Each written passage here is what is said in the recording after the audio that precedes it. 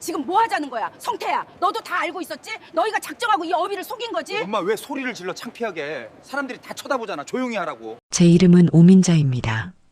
일찍이 남편을 하늘로 보내고 제 인생의 전부라고 할 수 있는 아들 김성태 하나만 바라보며 악착같이 살아왔죠. 남들 보기엔 번듯한 회사에 다니는 아들 장가까지 보냈으니 이제 두 다리 뻗고 편히 쉴 일만 남았다고들 해요. 하지만 실상은 그렇지 않았습니다. 아들 성태는 결혼과 동시에 완전히 다른 사람이 되어버렸어요. 며느리 이연지는 제게 어머니라는 호칭 대신 투명인간 취급을 하는 게 일쑤였죠. 명절이나 제 생일은 고사하고 안부 전화 한 통 먼저 하는 법이 없었습니다. 지난 추석이 생각나네요. 그래도 핏줄이라고 목소리라도 듣고 싶어 전화를 걸었죠. 엄마, 웬일이야? 수화기 너머로 들려오는 아들의 목소리는 반가움 대신 귀찮음이 가득했습니다. 제가 무슨 말을 하기도 전에 저 멀리서 며느리의 날카로운 목소리가 들려왔어요. 누구셔? 어머님? 아, 또 왜? 바쁘다고 해. 우리 지금 나가야 한다고. 성태는 잠시 머뭇거리다 이내 며느리의 성화에 못 이긴 듯 다급하게 말을 뱉더군요. 엄마, 미안. 우리가 지금 좀 바빠서. 내가 나중에요? 나중에 다시 걸게. 딸깍. 그게 끝이었어요. 나중에 건다던 그 전화는 해가 바뀌도록 오지 않았습니다. 그나마 아들에게서 연락이 올 때는 딱 한 가지 이유뿐이었죠. 돈이 필요할 때요. 엄마, 나 성태인데. 잘 지냈지? 꼭 이렇게 뻔한 안부로 시작해요. 그러면 저는 알면서도 모른 척 물어보죠. 무슨 일이냐? 아니, 별건 아니고. 현지가 이번에 차를 좀 바꿔야 할 것 같다고 해서. 근데 알잖아. 내가 가진 돈이. 지난달에 너의 아파트 대출 이자 내준다고 큰 돈 가져가지 않았니? 아, 알지. 아는데 이번이 진짜 마지막이야, 엄마. 응? 현지가 이것 때문에 요즘 얼마나 바가지를 긁는지 몰라. 엄마가 한 번만 도와줘. 내가 나중에 꼭 갚을게. 그 나중에가 언제가 될지는 저도 아들도 모르죠. 하지만 어쩌겠어요. 제가 눈 감으면 이 세상에 남을 유일한 제 핏줄인데요. 저는 이번에도 속는 셈 치고 통장에서 돈을 꺼내 아들 계좌로 붙여주었습니다. 그런 모자란 아들이라도 저에게는 세상의 전부였으니까요. 그렇게 똑같은 일상이 반복되던 어느 날 오후였어요. 거실 소파에 앉아 무심하게 텔레비전을 보고 있는데 요란하게 전화벨이 울렸습니다. 저장되지 않은 아주 낯선 번호였죠. 여보세요? 어머님, 저예요. 현지 엄마. 수화기 너머로 들려오는 목소리는 뜻밖에도 사돈, 그러니까 며느리 현지의 엄마였습니다. 1년에 한 번 연락할까 말까 한 사돈이 무슨 일로 전화를 다 했을까요? 아, 사부인. 웬일이세요? 제 목소리에는 저도 모르게 경계심이 묻어났습니다. 사돈은 제 그런 태도는 아랑곳하지 않고 평소와 달리 한껏 들뜬 목소리로 말을 이어갔죠.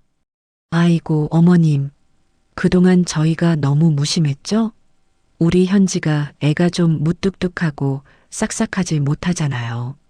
제가 대신 사과드릴게요. 호호. 듣기 싫은 웃음소리였어요. 자기 딸이 무뚝뚝한 게 아니라 그냥 싸가지가 없는 건데 말이죠. 저는 대꾸 없이 다음 말을 기다렸습니다. 분명 용건이 있으니 이럴 테죠. 다름이 아니고요, 어머님. 저희가 이번에 유럽 여행을 계획했지 뭐예요. 유럽이요? 네. 아주 좋은 기회로 일정이 나왔더라고요. 그런데 글쎄, 우리 현지가 뭘 하는지 아세요? 사돈은 마치 엄청난 비밀이라도 말하는 듯 목소리를 낮췄습니다. 우리 현지가 엄마, 나 어머님이랑 꼭 같이 유럽 가고 싶어. 이러는 거 있죠. 제가 얼마나 놀랐는지 몰라요. 기특하게도 시어머니를 챙길 줄도 알고 다 컸다니까요. 제 귀를 의심했습니다. 현지가 저랑 여행을 가고 싶다고요? 차라리 길 가던 개가 말을 한다고 믿는 게 더 빠를 것 같았죠. 현지가 저랑요? 그럼요. 어머님이랑 유럽 가서 좋은 거 보고 맛있는 거 먹는 게 내 소원이야. 이러는데 제가 딸 키운 보람이 있더라고요. 그래서 말인데 어머님, 저희랑 같이 가시죠. 효도 여행으로요. 저희가 싹 모시고 다닐게요. 어머님은 그냥 몸만 오시면 돼요. 효도 여행이라는 달콤한 말이 귓가를 맴돌았습니다. 평생 자식 하나 키우느라 비행기는커녕 제주도 한번 제대로 못 가본 저였어요. 사돈의 말이 전부 거짓인 걸 알면서도 어쩌면 이번에는 정말 다를지도 모른다는 헛된 희망이 아주 조금, 정말 먼지처럼 피어오르더군요. 글쎄요, 제가 그렇게 멀리 가본 적도 없고, 아이 걱정 마세요. 저희가 다 알아서 할게요. 우리 사위, 성태도 당연히 같이 가고요. 아들이랑 며느리, 그리고 사돈까지 같이 가는데 뭐가 걱정이세요? 그냥 편하게 즐기다만 오시면 된다니까요. 사돈은 제가 거절할 틈도 주지 않고 일방적으로 말을 쏟아냈습니다. 그럼 저녁에 우리 애들 보낼게요. 자세한 얘기는 걔들한테 들으시고요. 어머님, 꼭 가셔야 해요. 아셨죠? 사돈은 제 대답은 듣지도 않고 전화를 끊어버렸습니다. 저는 한참 동안 멍하니 수화기를 들고 서 있었어요. 유럽이라 제 인생과는 아무런 상관도 없을 것 같던 단어였죠. 그리고 그날 저녁 정말 기적 같은 일이 벌어졌습니다. 초인종 소리에 문을 열어보니 1년 만에 보는 아들 성태와 며느리 현지가 문 앞에 서 있었어요. 그것도 아주 비싸 보이는 케이크 상자까지 들고서요. 어머니, 저희 왔어요. 현지는 마치 자기 집 안방에 들어오듯 제 신발을 삐딱하게 벗어 던지고 성큼성큼 거실로 들어갔습니다. 웬일이냐? 해가 서쪽에서 뜨겠네. 너희가 케이크까지 다 사오고. 제 비아냥의 아들 성태가 멋쩍게 웃으며 케이크를 식탁 위에 올려놓았죠. 아, 엄마. 그냥 엄마 생각나서 샀지. 어머니, 저희 엄마한테 얘기 들으셨죠? 유럽 가는 거요. 소파 제일 좋은 자리에 풀썩 주저앉은 며느리가 대뜸 본론부터 꺼냈습니다. 케이크는 그저 명분일 뿐이었죠. 듣긴 했다만. 근데 왜 아직 대답을 안 하셨어요? 저희 엄마가 목 빠지게 기다리시는데. 현지의 말투는 평소처럼 가시가 돋쳐 있었습니다. 효도를 하겠다는 사람의 태도가 저건가 싶더군요. 아니, 그게 너무 갑작스러워서 내가 평생 비행기 한 번 안 타봤는데 괜히 따라갔다가 너희만 고생시킬 것 같아서 그런다. 제가 한사코 거절의 뜻을 비추자 며느리의 표정이 노골적으로 일그러졌어요. 어머니, 지금 저희가 효도시켜드린다는데 왜 빼세요? 솔직히 저희 아니면 어머니가 언제 유럽 같은데 가보시겠어요? 저희 엄마가 이렇게까지 신경 써주시는데 어머니가 거절하시면 저희 입장이 뭐가 돼요? 참 기가 막혔습니다. 효도를 하겠다는 건지 협박을 하겠다는 건지. 제가 망설이는 사이 가만히 있던 아들 성태가 며느리 옆에 바싹 붙어 앉으며 거들더군요. 엄마, 뭐가 그렇게 복잡해? 좋은 기회잖아요. 현지 엄마가 이렇게까지 신경 써주시는데 우리도 성의를 보여야지. 성의라니. 나는. 아, 엄마. 짐은 무슨 짐이야. 저희가 다 알아서 모신다니까요. 그냥 몸만 오시면 된다고요. 이런 기회 흔치 않아요. 현지가 엄마 생각해서 일부러 시간 뺀 거란 말이야. 성태는 저를 설득하는 건지 아니면 며느리에게 잘 보이려고 연기를 하는 건지 헷갈릴 정도였습니다. 며느리 현지는 팔짱을 끼고 저를 삐딱하게 쳐다보며 마지막 쐐기를 박았어요. 어머니, 저희 엄마가 어머니 불편하실까봐 비행기 좌석도 비즈니스석으로 다 알아봤단 말이에요. 호텔도 최고급으로 예약할 거고요. 이 정도면 저희가 할 만큼 한 거 아니에요? 비즈니스석과 최고급 호텔이라는 말에 제 마음이 아주 조금 정말 바보같이 흔들리고 말았습니다. 어쩌면 정말 며느리가 개과천선이라도 한 걸까요? 아니면 사돈이라도 좋은 사람인 걸까요? 이 나이가 되도록 해외여행 한번 못 가본 제 처지가 서러워서였을지도 모르죠. 저는 긴 한숨과 함께 대답하고 말았습니다. 알았다. 그럼 한번 가보지 뭐. 제 대답이 떨어지자마자 현지의 얼굴이 순식간에 환해졌습니다. 물론 그 미소가 저를 향한 것이 아님은 분명했지만요. 잘 생각하셨어요, 어머니. 그럼 얘기 끝났네요. 제가 엄마한테 바로 전화할게요. 현지는 곧바로 휴대폰을 꺼내 사돈에게 전화를 걸기 시작했습니다. 엄마, 어머니 가신대. 응, 내가 잘 말씀드렸지. 그럼 그렇게 예약 진행해. 아들 성태는 그제야 제게 다가와 어깨를 툭툭 쳤습니다. 몇 년 만에 느껴보는 아들의 손길인지 모르겠어요. 엄마, 잘 생각했어. 재밌게 다녀오자. 그럼 우리 이제 가볼게. 뭐? 벌써? 케이크는 먹고 가야지. 아냐, 우리 저녁 약속 있어. 바빠. 케이크는 엄마 다 먹어. 성태와 현지는 사들고 온 케이크는 쳐다보지도 않고 현관으로 향했습니다. 마치 목적을 달성했으니 볼 일 없다는 듯이요. 어머니, 그럼 여권 준비해 두세요. 다음 주에 돈 보내라고 할 때 보내주셔야 하고요. 돈? 무슨 돈? 아, 여행 경비요. 항공권이랑 공동 경비. 그건 나중에 제가 다시 연락드릴게요. 현지는 그 말만 툭 던지고 아들을 재촉해 밖으로 나가버렸습니다.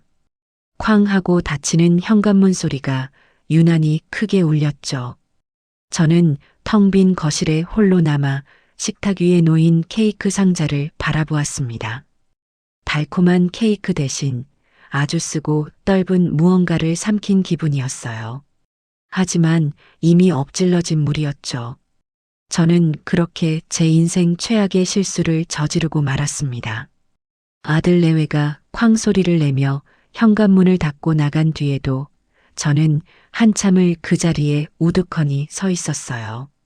거실 식탁 위에는 그들이 들고 온 케이크 상자가 덩그러니 놓여 있었죠. 열어볼 생각도 들지 않았습니다. 달콤한 크림 냄새 대신 역겨운 속임수의 냄새가 나는 것 같았거든요. 결국 그 케이크는 뜯지도 못한 채 음식물 쓰레기통으로 들어가고 말았습니다. 며칠 동안 마음이 참 복잡했어요. 이게 정말 효도 여행이 맞을까요? 아니면 내 돈을 노린 사돈의 수작일까요?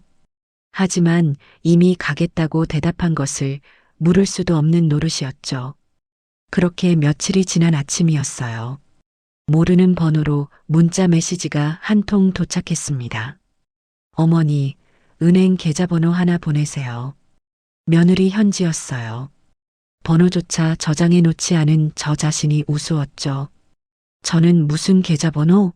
라고 답장을 보냈습니다. 그러자 1초도 안 돼서 전화가 걸려오더군요. 현지는 다짜고짜 소리부터 질렀어요. 어머니, 제가 문자 못 보셨어요? 계좌번호 보내시라고요. 아니, 그걸 왜 묻느냐고 물었잖니. 아, 답답해. 돈 보내시라고요. 돈. 유럽 가려면 비행기 표부터 끊어야죠. 어머니가 돈을 주셔야 예약을 하든 말든 할 거 아니에요. 마치 밀린 빚이라도 독촉하는 사채업자 같은 말투였어요. 저는 어이가 없어서 물었죠. 그래서 얼마면 되는데? 일단 비행기 값만 먼저 주세요. 비즈니스석이라 좀 비싸요. 800만 원이요. 제 귀를 의심했어요. 뭐, 800? 그게 무슨 비행기 값이니? 유럽 가는 비행기에 금칠이라도 했대? 어머니, 촌스럽게 왜 이러세요? 요즘 물가 몰라요? 그리고 저희가 비즈니스석으로 알아봤다고 분명히 말씀드렸잖아요. 어머니 편하게 모시려고 그런 건데 돈 아까우세요? 아니, 아까운 게 문제가 아니라 내 생각엔 너무 비싸다. 난 그냥 싼 거, 이코노미인가 뭔가 그거 타고 가도 되는데. 제 말이 끝나기도 전에 현지가 비명을 지르듯 끼어들었어요. 아, 안 돼요. 절대 안 돼요. 그럼 모양 빠져요. 저희 엄마도 비즈니스 타시는데 어떻게 어머니만 이코노미에 앉혀요? 사람들이 다 쳐다볼 텐데. 그건 절대 안 돼요. 참으로 기가 막혔죠. 남들 시선이 그렇게 중요하다는 애가 시어미한테 전화해서 돈 달라고 소리 지르는 건 창피하지도 않은가 봐요. 제가 잠시 대답이 없자 현지는 더 교묘한 말로 저를 압박하기 시작했어요. 어머니, 설마 돈 없으신 건 아니죠? 저희랑 저희 엄마 거는 이미 다 결제했단 말이에요. 어머니 것만 지금 결제 안 돼서 일정 다 꼬이게 생겼어요. 어머니가 이렇게 돈 안 보내시면 저희 단체 예약 다 취소해야 해요. 그럼 위약금 발생하는데 그 위약금은 어머니가 내실 거예요? 협박이었죠. 자신들은 이미 냈다는 말에 저는 더 이상 버틸 수가 없었어요. 이 여행을 취소하면 당장이라도 제게 위약금을 물어내라고 할 기세였으니까요. 알았다, 보내주마. 계좌번호 찍어보내. 진작 그러셨어야죠. 그럼 오늘 점심 전까지 꼭 입금하세요. 늦으면 표 없어요. 전화는 일방적으로 끊겼습니다. 저는 은행 앱을 열어 현지가 보내준 계좌번호로 800만 원이라는 거금을 송금했어요. 제 통장 잔고가 순식간에 훅 꺼지는 것을 보니 가슴 한쪽이 아릿하게 저려왔죠. 평생 아끼고 아껴 모은 돈인데 이렇게 허무하게 빠져나가다니요. 그래도 비즈니스석이라잖아. 내 평생 언제 그런 걸 타보겠어. 아들 녀석이 효도 한번 하겠다는데 이 정도는 써야지. 저는 애써 스스로를 위로했습니다. 하지만 그 위로는 한 시간도 채가지 못했어요. 점심밥을 막 뜨려는데 또다시 현지에게서 전화가 걸려왔습니다. 어머니, 항공권값만 보내시면 어떡해요? 뭐, 또 뭐가 남았단 말이냐? 아, 진짜 답답하시네. 공동경비요. 공동경비. 유럽 가면 밥도 사 먹어야죠. 관광지 입장료도 내야죠. 중간중간 쇼핑도 해야죠. 그런 거 다 같이 걷어서 써야 할 거 아니에요. 저는 들고 있던 숟가락을 떨어뜨릴 뻔했어요. 공동경비, 그걸 또 내라고? 얼마를? 저희 엄마랑 똑같이 1,000만 원씩이요. 1,000만 원. 너희 지금 장난하니? 비행기 값보다 더 비싼 게 어디 있어. 나 그런 돈 없다. 저도 모르게 소리가 높아졌죠. 그러자 수화기 너머의 현지도 지지 않고 더 큰 소리로 악을 썼어요. 어머니, 지금 저한테 소리 지르시는 거예요? 저희가 어머니 돈 떼먹어요? 공금이라고요, 공금. 다 같이 쓰는 돈. 유럽 물가 모르셔서 하시는 소리예요? 호텔비도 여기서 다 나가는 거라고요. 호텔비? 호텔비는 너희가 내는 거 아니었어? 효도 여행이라며. 아, 글쎄, 효도도 돈이 있어야 한다니까요. 저희 엄마도 1,000만 원 똑같이 내셨어요. 어머니가 안 내시면 저희가 그 돈 다 부담해야 하는데 그건 아니잖아요. 어머니도 거기서 맛있는 거 사드시고 쇼핑도 하시면 되죠. 뭐가 그렇게 아까우세요? 나는 쇼핑 같은 거 안 한다. 그리고 너희가 처음부터 이런 말은 안 했잖니. 말 안 한 게 아니라 당연한 거라 말씀 안 드린 거죠. 세상에 공짜 여행이 어디 있어요? 어머니 정말 실망이에요. 저희 엄마 체면도 좀 생각해 주세요. 사돈 체면까지 들먹이는 며느리의 뻔뻔함에 말이 막혔습니다. 제가 아무 말도 못하고 있자 수화기 너머로 아들 성태를 부르는 소리가 들렸어요. 오빠, 와서 엄마 좀 어떻게 좀 해봐. 돈 못 내시겠대. 잠시 후 곤란함이 가득 묻어나는 아들의 목소리가 들려왔습니다. 엄마, 나 성태인데 왜 현지 화나게 해? 무슨 일이야? 성태야, 이게 말이 된다고 생각하니? 비행기 값으로 800을 가져가더니 이제 와서 공동 경비로 1000만 원을 더 내놓으라잖니? 엄마 그런 돈 없어. 아, 엄마, 왜 이렇게 빡빡하게 굴어? 그거 얼마 한다고 그래? 얼마 안 해? 너한테는 그 돈이 푼 돈이니? 이 어미가 평생 폐지 줍다시피 모은 돈이야. 아, 알았어. 알았다고. 나중에 갚으면 되잖아. 갚으면. 그보다 현지 말이 맞잖아. 현지 엄마도 내셨다는데 엄마가 안 내면 내 입장이 뭐가 돼? 장모님 앞에서 나 망신 줄 셈이야? 아들은 제 사정 따위는 안중에도 없었어요. 오로지 자기 체면, 자기 아내, 자기 장모 생각뿐이었죠. 성태야, 너 정말. 엄마, 제발. 현지가 엄마 모시고 가려고 얼마나 애썼는데. 엄마도 가서 좋은 거 보고 좀 그래. 이 정도는 쓰셔야지. 우리 체면도 좀 생각해요. 응? 그냥 보내. 내가 나중에 진짜 잘할게. 결국 또 그놈의 나중에 타령이었죠. 저는 더 이상 아들과 싸울 힘도 남아있지 않았습니다. 제 평생을 바친 아들이 저보다 장모 체면을 더 중요하게 생각한다는 사실이 제 가슴을 찢어 놓았어요. 알았다. 보낼 테니 계좌번호나 찍어. 진짜지, 엄마? 고마워. 역시 우리 엄마야. 그럼 빨리 좀 보내줘. 현지 기다리잖아. 전화는 그렇게 끊겼습니다. 저는 망연자실한 채로 다시 은행 앱을 열었어요. 1000만 원. 제 남은 노후 자금의 거의 전부였죠. 손가락이 떨려 비밀번호를 몇 번이나 틀렸는지 몰라요. 이체 버튼을 누르는 순간 제 통장 잔고는 거의 바닥을 드러냈습니다. 이제 제게 남은 건 아무것도 없었어요. 내가 미쳤지. 곰팡내 나는 이 방구석이 천국이었구나. 내가 왜 그런 헛된 꿈을 꿨을까? 온몸에 힘이 빠져 그 자리에 주저앉고 말았습니다. 후회와 절망이 한꺼번에 밀려왔죠. 그날 오후 모든 것을 포기한 채 누워있는데 또 전화가 울렸어요. 이번에는 발신자 표시의 사부인이라고 뜨더군요. 받고 싶지 않았지만 받지 않으면 무슨 짓을 할지 몰라 떨리는 손으로 통화 버튼을 눌렀습니다. 어머님 저예요. 호호. 돈은 보내셨다고 들었어요. 아이고 잘하셨어요. 사돈의 목소리는 뭐가 그리 좋은지 까르르 넘어가더군요. 제 돈이 자기 통장에 꽂힌 게 그렇게 기쁜 거겠죠.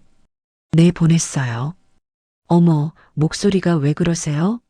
어디 편찮으세요? 아닙니다. 아이, 그러지 마시고. 우리 이제 곧 여행 가는데 기분 푸셔야죠. 그런데 어머님, 어쩌죠? 안타까운 소식이 하나 있어서요. 그 말을 듣는 순간 제 심장이 쿵 내려앉았습니다. 설마 여행 취소? 그럼 내 돈은? 내 돈 돌려주려나? 아주 잠시 헛된 희망을 품었죠. 네. 무슨 소식이요? 아, 여행 취소는 아니고요. 호호. 그게 아니라 우리 현지 아빠가 글쎄 갑자기 급한 해외 출장이 잡혔지 뭐예요. 어쩜 좋아. 이번 여행에 못 가게 됐어요. 저는 순간 머리가 멍해졌습니다. 아, 그러세요. 안 됐네요. 그러게 말이에요. 자기도 얼마나 가고 싶어 했는데. 그래서 말인데 어머님, 우리끼리 더 오붓하게 됐죠? 곁다리 남자 빠지니까 얼마나 좋아요. 우리 넷이서 아주 오붓하게 재밌게 놀다 오자고요. 호호. 사돈은 뭐가 그리 재밌는지 연신 웃어댔습니다. 하지만 저는 웃을 수가 없었어요.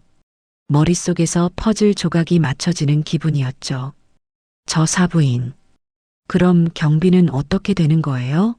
한 사람이 빠졌으니까 공동 경비도 좀 줄어드는 거 아닌가요? 어머, 어머님도 참. 무슨 말씀을 그렇게 서운하게 하세요. 이미 쓴 건 쓴 거죠.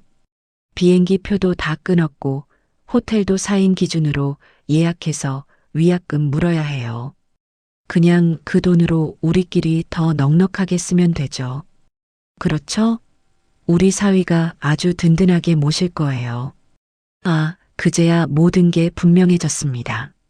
사돈 남편은 처음부터 갈 생각도 없었던 거죠. 그 공동 경비라는 건 순전히 제 돈으로 자기들 모녀와 아들놈까지 호의호식 시키려는 수작이었어요. 결국 내 돈 1,800만 원으로 저들은 비즈니스를 타고 최고급 호텔에 묵으며 랍스터를 썰고 명품 쇼핑을 할 계획이었던 거죠. 저는 그저 돈 대주는 물주, 그 이상도 이하도 아니었습니다. 네, 그러시겠죠. 그럼 출발하는 날 뵙겠습니다. 네, 어머님. 공항에서 봬요. 예쁜 옷 많이 챙겨오세요. 전화를 끊고 저는 창고 구석에 처박혀 있던 낡은 여행 가방을 꺼냈습니다. 20년도 더 된 손잡이 가죽이 다 벗겨진 가방이었죠. 그 가방에 제 낡은 옷가지 몇 개를 집어넣으며 생각했습니다. 그래, 오민자. 이건 여행이 아니다. 전쟁이다. 너가 평생을 바친 아들이 과연 인간인지 아니면 짐승인지 확인하러 가는 길이다. 저는 그렇게 도살장에 끌려가는 소의 심정으로 지옥행 비행기에 오를 날만 기다리게 되었습니다. 드디어 출발하는 날이 밝았습니다. 저는 밤새 한숨도 자지 못했어요. 공항으로 가는 내내 지금이라도 늦지 않았으니 가지 말까 수백 번은 더 고민했죠. 하지만 이미 제 통장을 텅 비게 만든 그 돈이 아까워서라도 이 사기극의 끝을 제 눈으로 확인해야 했습니다. 무거운 캐리어를 끌고 공항 출국장에 들어서자 저 멀리서도 눈에 띄는 세 사람이 보였어요. 며느리 현지와 사돈, 그리고 아들 성태였죠. 제 낡은 옷차림과는 달리 그 세 사람은 머리부터 발끝까지 값비싼 새 옷과 명품 가방으로 치장하고 있었습니다. 제 돈으로 산 것들이겠죠. 어머니, 왜 이렇게 늦으셨어요? 저희 한참 기다렸잖아요. 며느리가 저를 보자마자 인상부터 썼어요. 아들 성태는 제 쪽은 쳐다보지도 않고 연신 장모의 어깨를 주무르며 아양을 떨고 있더군요. 아이고, 우리 장모님. 힘드시죠? 가방 이리 주세요. 제가 다 들게요. 어머, 고마워라. 우리 김서방. 역시 사위밖에 없네. 사돈은 제게 눈길 한 번 주지 않고 성태가 건넨 물을 받아 마셨습니다. 저는 제 무거운 짐가방을 질질 끌고 그들 뒤를 따랐어요. 짐 이리 주세요. 현지가 제 가방을 휙 낚아채듯 가져가더니 수화물 벨트 위에 거칠게 올려놓았습니다. 그리고는 자기들 여권과 제 여권을 챙겨 들고 발권 창구로 쪼르르 달려갔죠. 저는 그저 뒤에서 기다릴 수밖에 없었어요. 손님 4분, 좌석 확인해 드리겠습니다. 파리행 비즈니스석 3분, 이코노미석 1분 맞으신가요? 창구 직원의 말에 제 머릿속이 하얗게 변했습니다. 방금 뭐라고 하셨어요? 이코노미라고요? 그게 무슨 소리예요? 제가 놀라 소리치자 주변 사람들이 전부 저희 쪽을 쳐다봤어요. 며느리 현지가 얼굴이 울그락불그락해져서 제 팔을 세게 잡아 끌더군요. 어머니, 조용히 좀 하세요. 창피하게 왜 이러세요? 너가 지금 나더러 조용히 하라고 했니? 이게 무슨 짓이야? 너가 분명히 나도 비즈니스라고 그래서 800만 원이나 받아갔잖니. 제 목소리는 분노로 떨리고 있었습니다.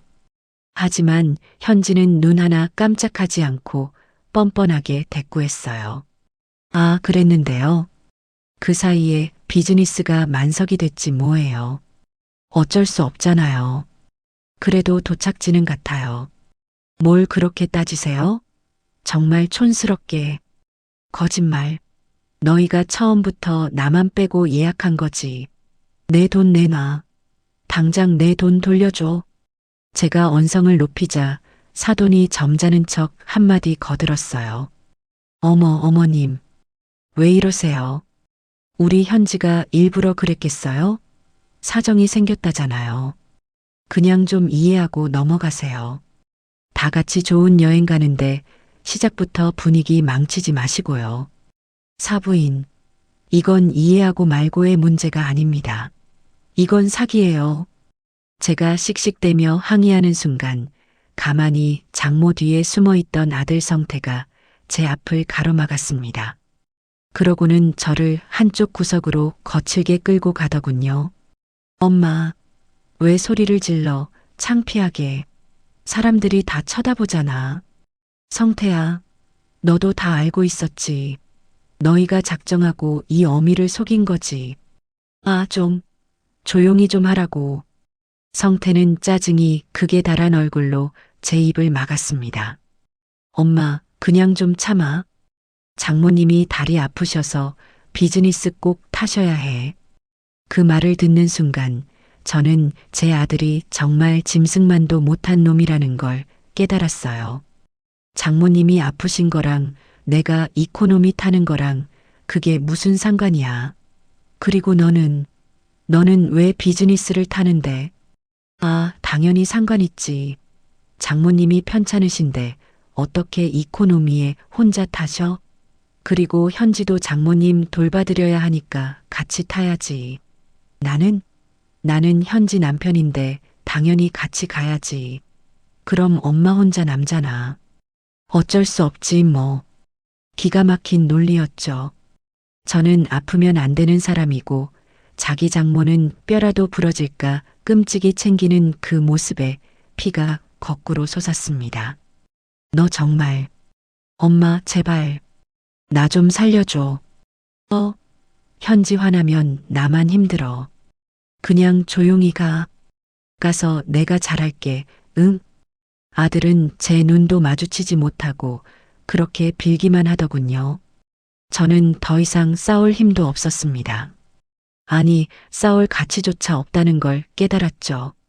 그때 며느리가 발권된 티켓 4장을 들고 다가왔어요. 아, 진짜. 두 분 뭐 하세요? 비행기 놓치겠네. 자, 이거 어머니 표요. 현지가 제게 던져준 티켓에는 이코노미라는 글자가 선명하게 박혀 있었습니다. 어머니, 저희는 면세점 들렀다가 라운지 가 있을게요. 어머니는 저기 게이트 앞에 가서 기다리고 계세요. 촌스럽게 돌아다니다가 비행기 놓치지 마시고요.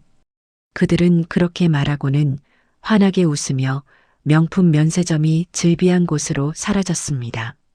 사돈은 성태의 팔짱을 꼭 끼고 현지는 신이 나서 앞장서더군요. 저는 차가운 의자에 홀로 앉아 제 손에 들린 이코노미 티켓을 찢어버리고 싶은 심정을 간신히 억눌렀습니다. 비행기에 오르는 길은 더욱 비참했어요.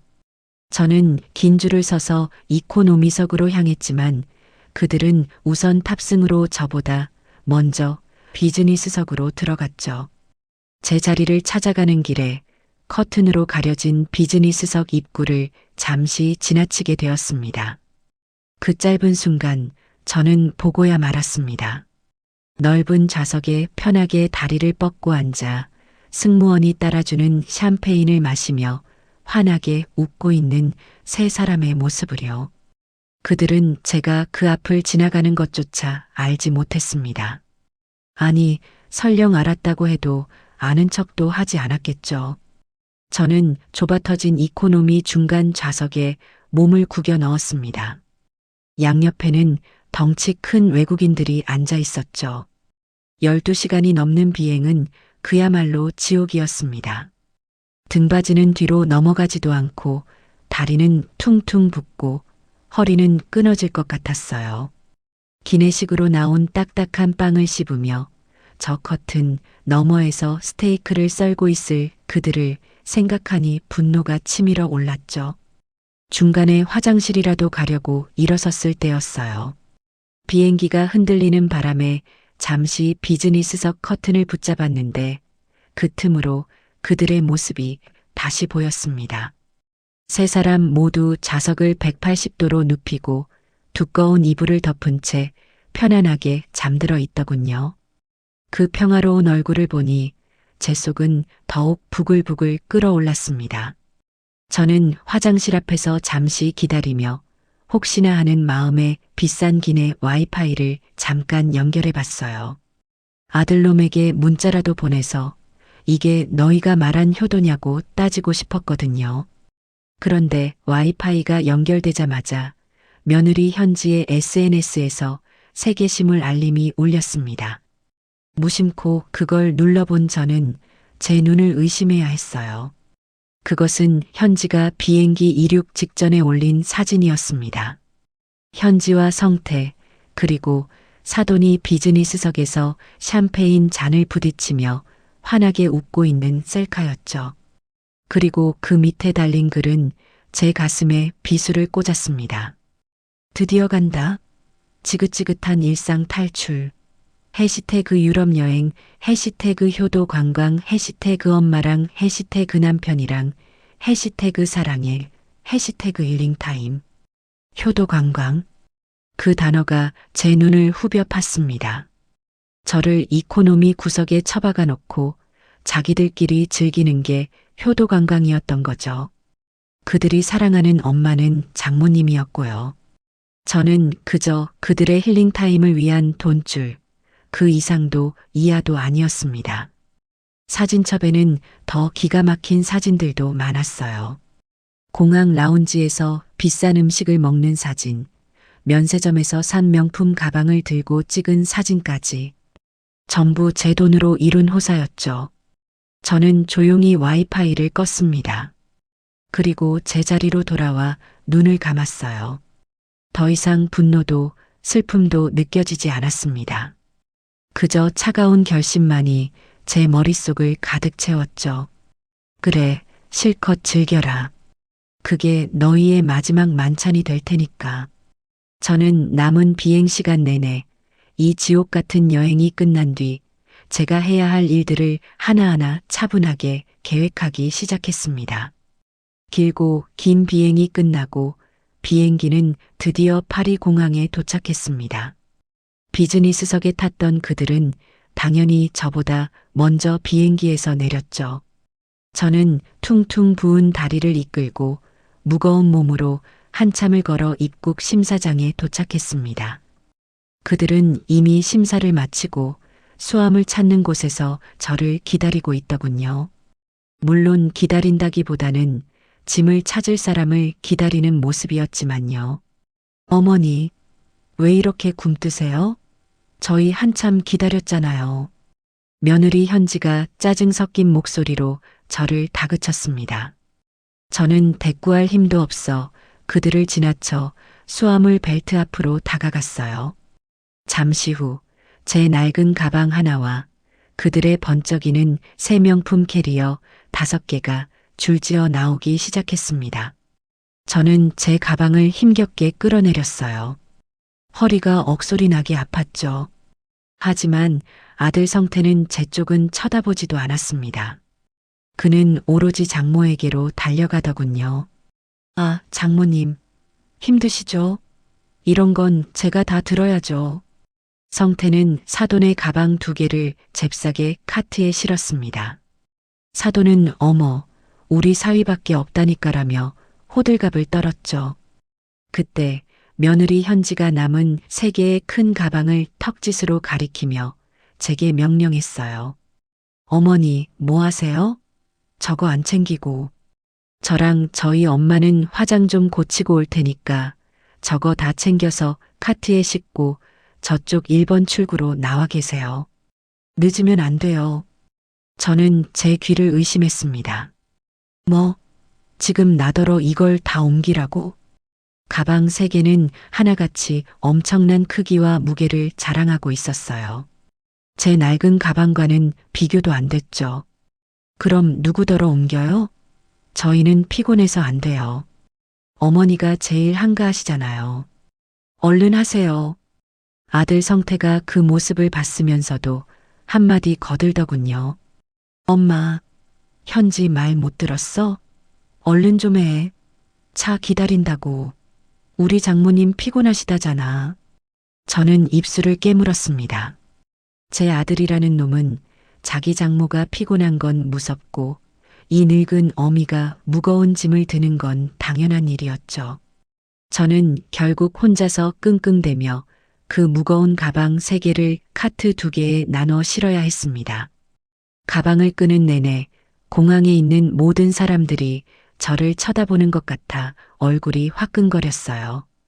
겨우 1번 출구로 가방을 끌고 나가니 그 3사람은 이미 예약해둔 검은색 고급밴 옆에서 깔깔대며 웃고 있었습니다. 기사가 트렁크를 열자 성태는 얼른 장모의 가방부터 실었죠. 그러고는 제게 소리쳤어요. 엄마, 뭐해? 빨리 짐 이리 줘. 제가 힘들게 밀고 온 카트에서 가방을 빼앗아 트렁크에 아무렇게나 던져 넣더군요. 제 낡은 가방은 바닥에 내팽개쳐졌습니다. 차에 탈 때도 마찬가지였어요. 장모님, 여기 제일 편한 자리에 앉으세요. 현지야, 너도 이리 와. 나랑 같이 앉자. 성태는 장모와 아내를 가장 안락한 독립 좌석에 앉혔습니다. 그리고 저에게는 맨 뒷줄, 짐칸 바로 앞에 비좁은 보조 좌석을 손가락으로 가리켰죠. 엄마, 저기 껴서 앉아. 저는 그 좁은 자리에 몸을 구겨 넣었습니다. 차가 출발하고 창밖으로 이국적인 풍경이 스쳐 지나갔지만 제 눈에는 아무것도 들어오지 않았어요. 앞좌석에서는 사돈과 아들 내외가 어머, 너무 멋있다. 저기 봐. 정말 예쁘다라며 감탄사를 연발하고 있었죠. 그 웃음소리가 제게는 지옥의 소리처럼 들렸습니다. 얼마나 달렸을까요? 차는 눈이 휘둥그레질 만큼 화려한 호텔 정문에 멈춰 섰습니다. 로비는 온통 대리석과 금으로 번쩍이고 있었죠. 제 공동 경비가 이런 곳에 쓰이고 있었던 겁니다. 우와, 여기 진짜 좋다. 엄마, 방도 스위트룸이죠? 당연하지, 우리 딸. 김서방이 특별히 신경 썼다잖아. 며느리와 사돈은 신이 나서 로비로 뛰어들어갔고 성태는 또다시 그들의 짐을 챙기기 바빴습니다. 저는 제 짐가방 하나만 들고 그들 뒤를 따랐죠. 현지가 체크인 데스크에서 유창하게 무어라 말하더니 카드키 3개를 받아들었습니다. 자, 이건 저희 엄마 거. 제일 좋은 스위트룸이에요. 장모님, 푹 쉬세요. 성태가 사돈에게 깎듯이 키를 건넸습니다. 이건 우리 거. 디럭스룸. 여보, 우리도 얼른 올라가자. 나 피곤해. 현지가 성태의 팔짱을 꼈습니다. 저는 가만히 서서 그 모습을 지켜봤죠. 전에 방은 어디냐? 제가 묻자 현지는 그제야 제가 생각났다는 듯이 귀찮은 표정을 지었습니다. 아, 맞다. 어머니 방. 여기요. 현지가 제게 던져준 것은 카드키가 아니라 아주 낡고 무거운 쇠 열쇠였어요. 어머니 방은 본관에 자리가 없대요. 그래서 저쪽 별관에 잡았어요. 창고 방이라 좀 좁긴 한데 잠만 주무실 거잖아요. 뭐? 별관? 창고방? 네. 본관은 비싸서 방이 없더라고요. 비싼 방 찾다 보니 거기가 된 거예요. 저기 벨보이가 안내해 줄 거예요. 그럼 저희는 먼저 올라가서 쉴게요. 아들 내외는 뒤도 돌아보지 않고 화려한 중앙 엘리베이터를 타고 사라졌습니다. 어리둥절해 보이는 벨보이 한 명이 제게 다가와 마지못해 저를 안내하기 시작했어요. 우리는 중앙 엘리베이터가 아닌 구석에 있는 직원용 통로로 향했습니다. 역겨운 음식물 냄새가 나는 복도를 지나 건물 뒤편의 작은 마당을 가로질렀죠. 그러자 본관과는 비교도 안 되는 아주 낡고 오래된 별관 건물이 나타났습니다. 삐걱거리는 계단을 올라 3층 복도 끝에 다다르자 벨보이가 낡은 문 하나를 열쇠로 열었어요. 이 여기가 제 방이라고요? 저는 제 눈을 의심했습니다. 방은 성인 남자 하나 겨우 누울까 싶은 좁은 공간이었어요. 벽지에는 곰팡이가 시커멓게 피어 있었고 퀴퀴한 냄새가 코를 찔렀죠. 창문은 열리지도 않았고 그 너머로는 쓰레기장만 보였습니다. 침대라고 있는 것은 군대에서나 쓸 법한 낡은 간이 침대 하나가 전부였어요. 벨보이는 어깨를 으쓱하며 그냥 가버렸습니다. 저는 그 차가운 방 한가운데 서서 망연자실했어요. 이게 며느리가 말한 최고급 호텔의 실체였죠. 저는 당장 아들에게 전화를 걸었습니다. 신호음이 한참 가다가 잠이 덜 깬 목소리가 들려왔어요. 아, 왜 엄마? 성태야, 너희 지금 이게 무슨 짓이야? 너희는 스위트룸, 디럭스룸에서 자면서 이 어미는 이런 곰팡이 나는 창고에서 재우는 게 너희가 말한 효도니? 아, 엄마. 그게 현지가 알아서 한 거라 난 잘 몰라. 그냥 좀 참아. 잠만 자는 건데 뭐 어때? 뭐가 어때? 내 돈으로 너희는 천국에서 자고 나는 지옥에서 자는데 그게 할 소리야. 그때 수화기 너머로 며느리의 짜증 섞인 목소리가 끼어들었습니다. 아, 진짜. 누구야? 잠 좀 자자. 어머니예요? 아, 왜 또 전화하세요? 쉬려는데. 현지가 아들의 전화를 빼앗아 들고 소리쳤습니다. 현지야, 너가 나한테 준 방, 이건 방이 아니야. 이건 짐승 우리야. 어머니, 어차피 잠만 주무실 거잖아요. 뭘 그렇게 따지세요? 거기도 돈 다 낸 방이에요. 그리고 본가는 비싸서 방이 없었다고요. 비싼 방 찾다 보니 거기가 된 거예요. 어머니가 돈 더 내시든가요? 시끄러우니까 끊어요. 딸깍. 전화는 무정하게 끊겼습니다. 저는 차가운 곰팡이 냄새 속에서 혼자 울었습니다.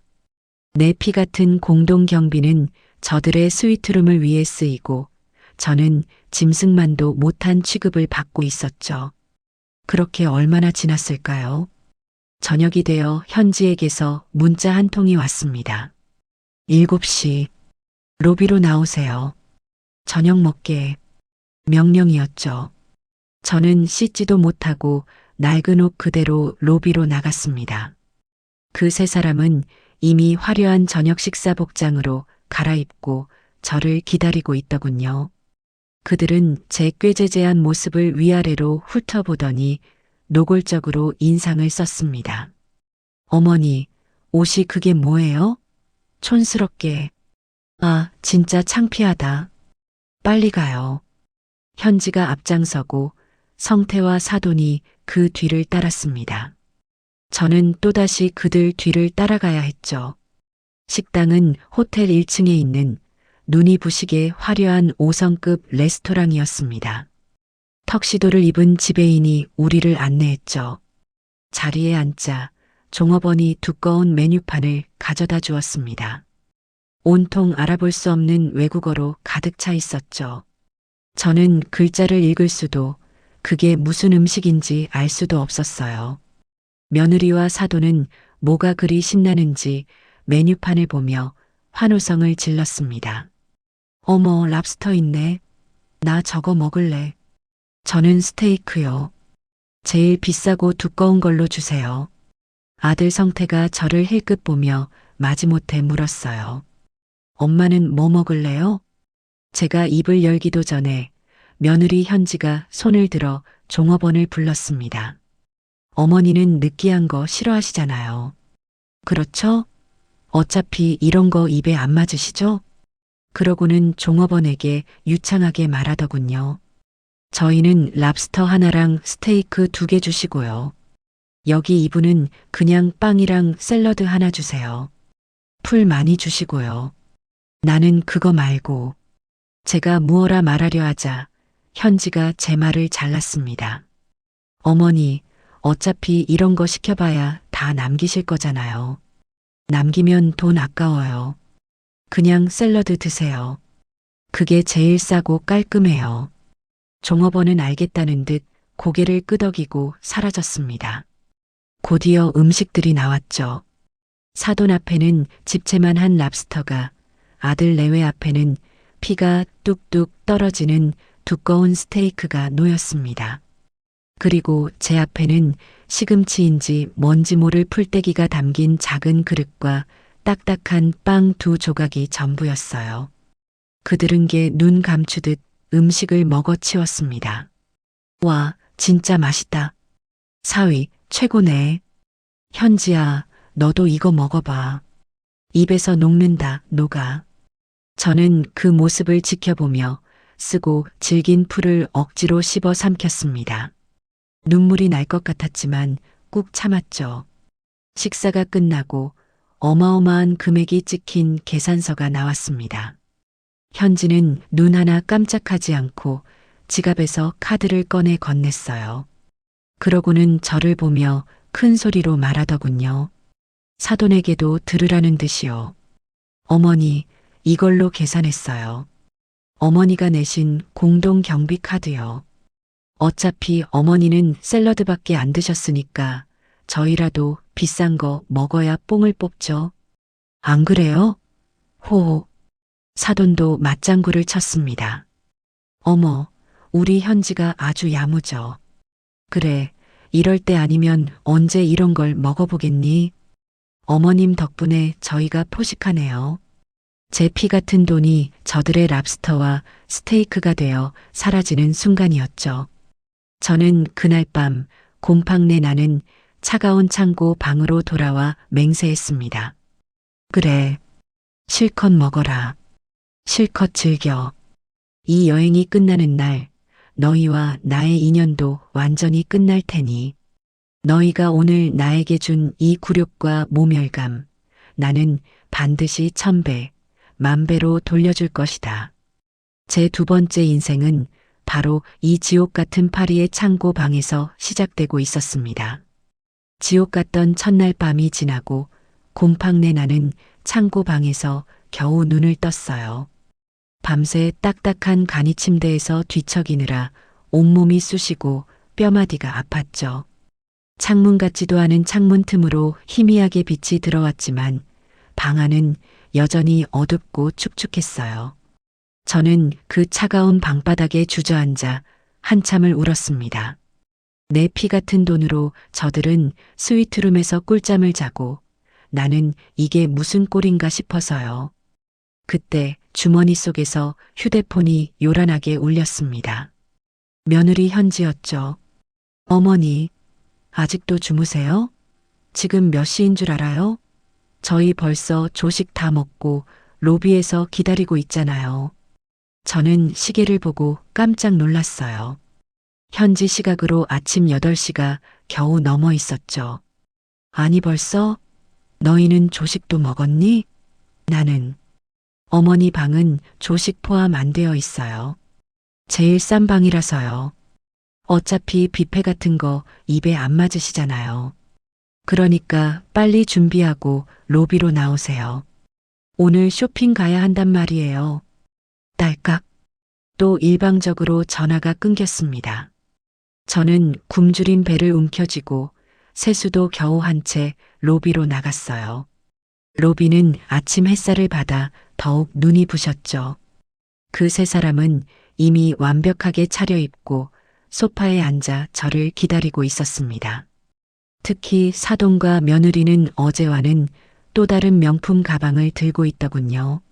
아, 진짜 굼뜨시네. 어머니 때문에 늦었어요. 빨리 가요. 현지가 저를 보자마자 삿대질을 하며 앞장섰습니다. 어제 탔던 그 검은색 밴이 다시 호텔 앞에 대기하고 있었어요. 물론 저는 이번에도 맨 뒷좌석, 짐칸 옆 보조의자에 쭈그려 앉아야 했죠. 차가 도착한 곳은 듣기만 해도 어마어마한 명품들이 즐비하다는 파리의 유명한 쇼핑거리였어요. 길거리에는 저 같은 사람은 감히 들어가 보지도 못할 화려한 가게들이 끝도 없이 이어져 있었죠. 우와, 엄마. 나 저기 가볼래. 신상 들어왔대. 현지가 사돈의 팔을 끌고 가장 크고 화려한 매장 안으로 뛰어들어갔습니다. 아들 성태는 당연하다는 듯이 그 뒤를 따랐고요. 저는 어쩔 수 없이 그들을 따라 매장 안으로 들어갔죠. 어머니, 촌스럽게 두리번거리지 마세요. 여기 물건 만지면 다 돈 내야 해요. 현지가 제게 핀잔을 주더니 곧바로 점원에게 달려가 유창한 외국어로 이것저것 물어보기 시작했습니다.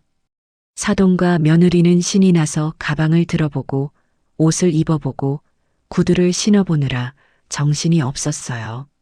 어머, 현지야, 이거 너무 예쁘다. 이거 하나 살까? 엄마, 그거보다 이게 더 낫지 않아? 이게 이번 신상이래. 아들 성태는 그들 옆에 딱 붙어서 거울을 봐주며 아양을 떨더군요. 아이고, 장모님. 너무 잘 어울리세요. 역시 패션 감각이 남다르시다니까요. 우리 현지는 뭘 입어도 예쁘지. 모델 같네, 모델. 저는 그들 뒤에서 멀찍이 떨어져 서 있었습니다. 제가 입은 낡은 스웨터와 그들의 번쩍이는 실크 블라우스는 같은 공간에 있다는 것 자체가 어색할 정도였죠.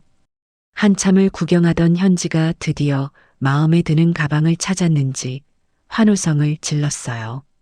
찾았다. 엄마, 나 이걸로 할래. 오빠, 이거 어때? 예쁘지? 어우, 예쁘다. 우리 현지한테 딱이네.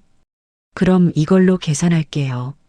현지가 당당하게 카운터로 걸어가더니 지갑에서 익숙한 카드를 꺼내 점원에게 내밀었습니다. 제 돈으로 만든 공동 경비 카드였죠. 저는 도저히 참을 수가 없어서 그쪽으로 다가갔습니다. 잠깐, 현지야. 너 지금 그걸로 계산하는 거니? 제 목소리에 현지가 어이없다는 듯이 저를 휙 돌아봤어요. 네.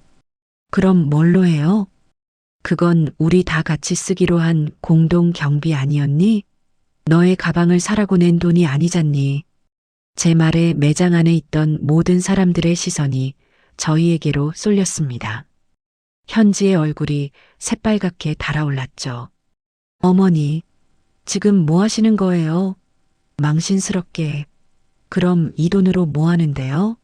어차피 어머니는 이런 거 사지도 않으실 거잖아요. 돈 썩히게요? 저희라도 써야죠.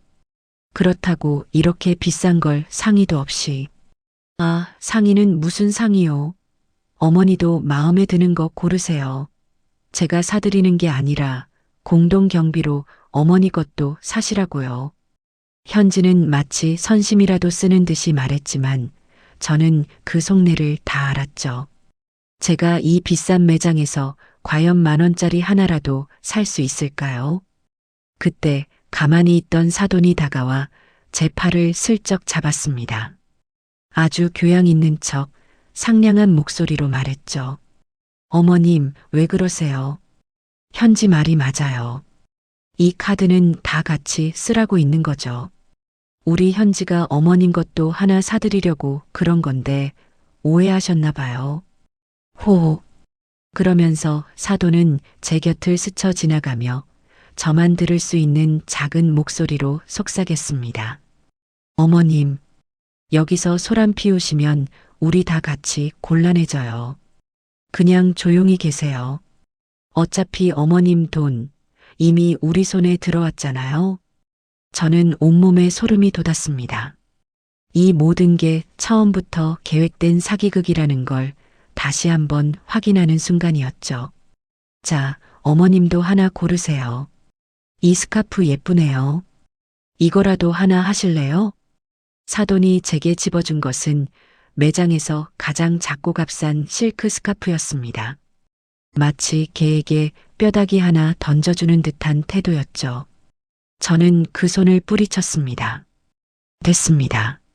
나는 아무것도 필요 없어요. 어머, 그러세요? 그럼 할 수 없죠. 현지야, 그냥 우리 것만 계산해. 결국 현지는 제 돈이 고스란히 담긴 그 카드로 수백만 원짜리 가방을 긁었습니다. 그러고는 자기가 들고 있던 쇼핑백 몇 개를 제게 툭 던졌어요. 어머니, 촌스럽게 멀뚱히 서 있지 말고 이것 좀 들고 계세요. 무거워 죽겠네. 뭐? 저희 엄마 코트도 무거우니까 그것도 좀 받아 드시고요. 잃어버리면 큰일 나니까 꼭 쥐고 계세요. 아들 성태가 자기가 들고 있던 장모의 두꺼운 캐시미어 코트를 제 팔에 척 걸쳤습니다. 순식간에 제 양손은 그들 모녀가 산 쇼핑백과 무거운 코트로 가득 찼죠. 자, 다음 매장 가자. 엄마, 저기도 신상 나왔대.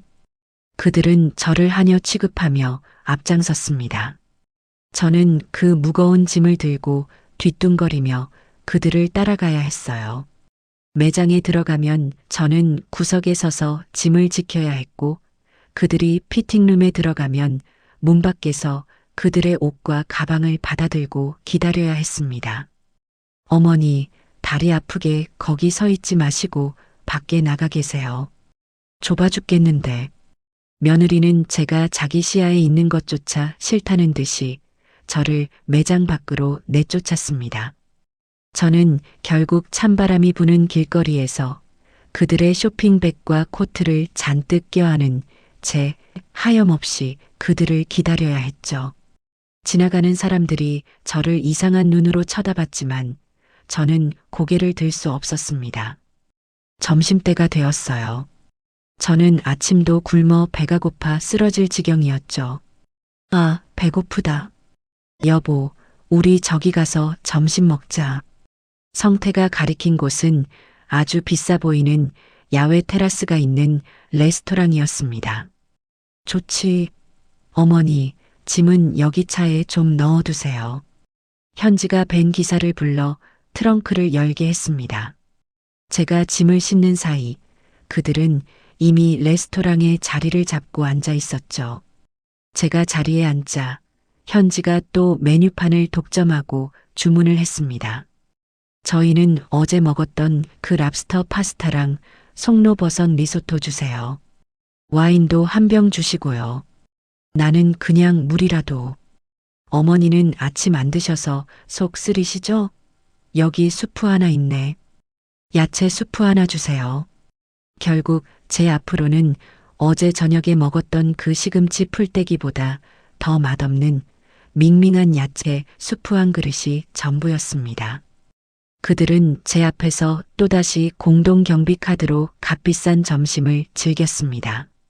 아, 좋다. 이게 힐링이지. 김서방, 와인 한 잔밖에. 이번 여행은 정말 김서방 덕분이야. 아닙니다, 장모님. 맛있게 드세요.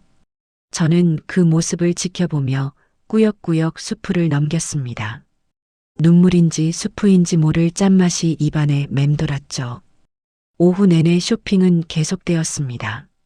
제 손에는 쇼핑백이 점점 더 늘어났고 제 다리는 감각이 없을 정도로 아파왔어요. 마지막 매장에서 나올 때쯤 저는 정말 길바닥에 주저앉고 싶었습니다. 그때 제 눈의 길 건너편에 있는 작은 기념품 가게가 들어왔어요. 에펠탑 모형 열쇠고리, 예쁜 그림이 그려진 엽서 같은 것들을 파는 곳이었죠. 결혼하고 얼굴도 제대로 못 본 제 손주들 생각이 났습니다. 그래도 여기까지 왔는데 우리 강아지들 선물이라도 하나 사가야지. 저는 저도 모르게 그 가게 쪽으로 발걸음을 옮겼습니다. 제 주머니에는 비상금으로 챙겨온 현금 몇만 원이 있었죠. 할머니, 이거 얼마예요? 제가 서툰 손짓으로 에펠탑 열쇠고리를 가리키자 주인이 웃으며 가격을 알려주었습니다. 공동 경비가 아닌 제 돈으로 무언가를 사려던 그 순간이었어요. 어머니, 뒤에서 며느리의 날카로운 목소리가 들려왔습니다. 어머니, 지금 뭐 하세요? 그런 쓰레기를 뭐하러 사요? 현지가 제 손에 들린 열쇠고리를 낚아채듯 빼앗아 진열대에 다시 던져버렸습니다. 아니, 그냥 애들 생각나서. 아휴, 촌스러워. 이런 거 애들도 안 좋아해요. 누가 요즘 이런 조잡한 걸 선물로 줘요? 돈 아깝게. 이건 내 돈으로 사려는 거였어. 어머니 돈이 어디 있어요? 어머니 돈은 다 공동 경비에 넣었잖아요. 그 돈이 그 돈이지. 그리고 지금 저희가 쇼핑백 다 들게 생겼는데 어딜 한눈을 파세요? 빨리 이리 오세요. 저희 피곤해 죽겠어요. 현지는 제 팔을 거칠게 잡아 끌었습니다. 저는 아무런 저항도 하지 못하고 그 더러운 기념품 가게 주인에게 미안하다는 눈인사조차 건네지 못한 채 끌려 나와야 했죠. 아들 성태는 그 모든 과정을 지켜보고 있었지만 여느 때처럼 팔짱을 낀 채 딴청을 부리고 있었습니다. 엄마, 현지 말 들어. 그런 조잡한 거 사지 마. 나중에 내가 더 좋은 거 사줄게. 또 그놈의 나중에였죠. 저는 그날 제 손주들에게 줄 1,000원짜리 열쇠고리 하나 사지 못했습니다. 제 돈으로 제 마음대로 할 수 있는 건 아무것도 없었죠.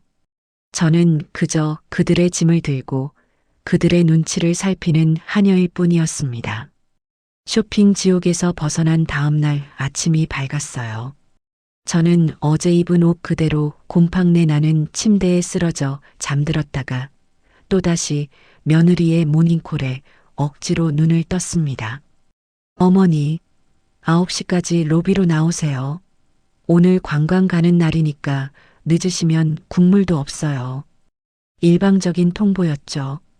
저는 굶주린 배를 움켜쥐고 시간 맞춰 로비로 나갔습니다. 그 세 사람은 어제 산 명품 옷들로 한껏 치장하고 저를 기다리고 있더군요. 어머니, 오늘은 하루 종일 걸어야 해요. 루브르 박물관 갔다가 베르사유 궁전도 가야 하거든요. 현지가 아주 중요한 일정이라도 되는 듯이 말했어요. 제 평생 이름만 들어봤던 그런 곳들을 간다니 어제 쇼핑 지옥보다는 낫겠다 싶었죠. 그래, 알았다. 그런데 어쩌죠? 사돈이 아주 안타깝다는 듯이 하지만 입꼬리는 미묘하게 올라간 채로 입을 열었습니다. 어머님은 다리 아프시잖아요. 어제 보니까 걷는 것도 힘들어 하시던데. 아닙니다. 저 괜찮아요. 갈 수 있어요. 아니요, 어머님. 저희가 볼 땐 안 괜찮으세요. 현지가 제 말을 단호하게 잘랐습니다. 거기 가면 하루에 몇만 보씩 걸어야 해요. 계단도 엄청 많고요. 어머니 걸음으로 거길 어떻게 따라다녀요? 저희는 투어 예약해서 빨리빨리 움직여야 한단 말이에요. 아들 성태가 그 말을 거들었죠. 맞아, 엄마. 엄마는 그냥 호텔 로비에서 쉬고 계세요. 괜히 따라 나섰다가 중간에 주저앉으면 우리 일정 다 꼬여요. 저희만 빨리, 정말 빨리 사진만 찍고 돌아올게요. 나도 같이 가고 싶다. 나도 박물관 구경하고 싶은데. 어머니, 고집 부리지 마세요. 현지가 소리를 빽 질렀습니다. 어머니가 거기 가셔서 뭘 아신다고 구경을 하세요? 그림 봐도 뭐가 뭔지 모르실 거잖아요. 그냥 얌전히 여기서 커피나 드시고 계세요. 저희 발목 잡지 마시고요. 그들은 저를 로비에 있는 비싸 보이는 카페 의자에 억지로 앉혔습니다. 여기서 꼼짝 말고 기다리세요. 저희 다녀올 때까지 싸돌아다니지 마시고요. 아셨죠? 사돈은 어머님, 저희 다녀올게요라며 가식적인 인사를 건넸고 성태는 제 눈도 마주치지 않고 그들 모녀를 챙겨 밖으로 나갔습니다. 또 그 검은색 밴이 그들을 싣고 떠났어요. 저는 그 거대하고 화려한 호텔 로비에 홀로 남겨졌습니다. 완벽하게 차려입은 사람들 사이에서 곰팡내 나는 방에서 막 나온 제 행색은 너무나도 초라했죠. 호텔 직원들은 노골적으로 저를 힐끔거리며 자기들끼리 수군대는 것 같았어요. 그래, 내가 저들을 따라가서 뭘 하겠니? 짐꾼 노릇이나 또 했겠지. 하지만 버려졌다는 생각에 가슴이 미어지는 건 어쩔 수 없었습니다. 저는 카페에 앉아있기도 눈치가 보여 결국 호텔 밖으로 나왔어요. 그냥 호텔 근처라도 한 바퀴 돌아보자. 답답해서 안 되겠다. 저는 호텔 건물을 끼고 천천히 걷기 시작했습니다. 파리의 거리는 아름다웠지만 제 마음은 지옥이었죠. 그렇게 한 골목을 돌고 다음 골목으로 접어들었을 때였어요. 비슷비슷해 보이는 건물들 사이에서 제가 어느 방향에서 왔는지 그만 잊어버리고 말았습니다. 순간 심장이 쿵 내려앉았죠. 어떡하지? 호텔이 어디였지? 저는 황급히 왔던 길을 되짚어 가려 했지만 모든 길이 똑같아 보였습니다. 당황해서 이리저리 헤매다 보니 저는 점점 더 낯선 곳으로 깊이 들어가고 있었어요. 패닉에 빠졌죠. 휴대폰을 꺼냈지만 서비스 없음이라는 글자만 떠 있었습니다. 데이터 로밍은커녕 와이파이조차 잡히지 않았어요. 주머니에는 비상금 10,000원짜리 몇 장이 전부였고 말은 한마디도 통하지 않았죠. 저는 그 낯선 이국당 한복판에서 완벽한 미아가 되고 말았습니다. 눈물이 핑 돌았습니다. 무서웠어요. 이대로 길거리에서 굶어 죽는 건 아닐까 별의별 생각이 다 들었죠. 성태야, 성태야, 제발. 저는 아들 이름을 부르며 무작정 걷기 시작했습니다. 한참을 헤매다 보니 저 멀리 공용 와이파이 표시가 붙은 작은 카페가 보였어요. 저는 거의 기다시피 그곳으로 달려갔습니다. 겨우 와이파이에 연결하고 떨리는 손으로 아들 성태에게 전화를 걸었어요. 하지만 수십 번을 걸어도 전화를 받지 않았습니다. 박물관 아니라 시끄러워서 못 듣는 거겠죠. 다급해진 저는 며느리 현지에게 전화를 걸었습니다. 제발 받아라, 제발. 아, 왜요? 무슨 일인데요? 다행히 현지가 전화를 받았습니다. 수화기 너머로 시끄러운 소리와 함께 투어 가이드가 설명하는 듯한 목소리가 섞여 들려왔어요. 현지야, 현지야, 나 좀 살려줘. 나 길을 잃었어. 여기가 어딘지 하나도 모르겠어. 제발 와서 나 좀 데려가줘. 저는 울면서 애원했습니다. 그러자 수화기 너머의 현지가 믿을 수 없다는 듯이 소리를 질렀어요. 뭐라고요? 길을 잃어요? 아니, 호텔에 얌전히 계시라고 했잖아요. 아, 진짜. 어머니 때문에 이게 무슨 민폐예요. 현지야, 제발 나 무서워. 나 돈도 없고, 응? 성태 좀 바꿔줘. 성태 오빠 지금 가이드 설명 듣느라 바빠요. 그리고 저희 지금 투어 한복판이라 못 가요. 알아서 찾아오세요. 시끄러우니까 끊어요. 현지야, 현지야, 제발. 나 진짜 어떡해. 아, 몰라요. 바쁘다고요. 딸깍. 전화는 끊겼습니다. 저는 카페 구석에 주저앉아 엉엉 울고 말았습니다. 제 아들과 며느리는 제가 이역만리에서 길을 잃고 울부짖는데도 투어가 더 중요하다고 저를 버린 겁니다. 얼마나 울었을까요? 카페 주인이 딱하게 쳐다보며 다가와 무슨 일이냐고 묻는 것 같았어요. 저는 말도 안 되는 영어 단어를 섞어가며 호텔 로스트라고 외쳤습니다. 그리고 주머니에서 곰팡내 나는 제 방 열쇠를 꺼내 보여주었죠. 그 낡은 쇠 열쇠에는 다행히 호텔 이름이 작게 새겨져 있었습니다. 카페 주인은 고개를 끄덕이더니 밖으로 나가 택시를 한 대 잡아주었습니다. 그리고 기사에게 제 열쇠를 보여주며 뭐라 설명을 하더군요. 저는 고맙다는 말도 제대로 못하고 택시에 올라탔습니다. 택시비로 제 비상금 대부분을 털어넣고 나서야 저는 겨우 그 지긋지긋한 호텔 로비로 돌아올 수 있었습니다. 시간은 벌써 오후 늦은 시각이 되어 있었죠. 제가 로비로 비틀거리며 들어서는 순간 저는 제 눈을 의심했습니다. 저를 버리고 갔던 그 세 사람이 로비 중앙에 있는 카페에서 케이크와 아이스크림을 먹으며 환하게 웃고 있는 겁니다. 어머, 이거 진짜 맛있다. 김서방, 이것도 먹어봐. 아주 달콤하네. 장모님, 많이 드세요. 그들은 투어를 간 게 아니었어요. 아니, 갔더라도 아주 일찌감치 돌아와서 자기들끼리 디저트 파티를 벌이고 있었던 거죠. 제가 길거리에서 공포에 떨며 울고 있던 그 시간에 말입니다. 저를 발견한 아들 성태가 인상을 찌푸리며 다가왔습니다. 엄마, 어디 갔다 이제 와? 한참 찾았잖아. 한참 찾았다고요? 케이크를 먹으면서요? 나 길을 잃었었어. 내가 전화했는데. 제 말이 끝나기도 전에 며느리 현지가 자리에서 벌떡 일어나 제게로 다가왔습니다. 그 얼굴은 분노로 새빨갛게 물들어 있었죠. 어머니, 진짜 저희 투어 망칠 뻔한 거 아세요? 뭐? 어머니 전화 받고 저희 가이드 설명 다 놓쳤잖아요. 집중이 하나도 안 돼서 그냥 중간에 나왔다고요. 어머니 때문에 이게 뭐예요? 입장료만 날렸네.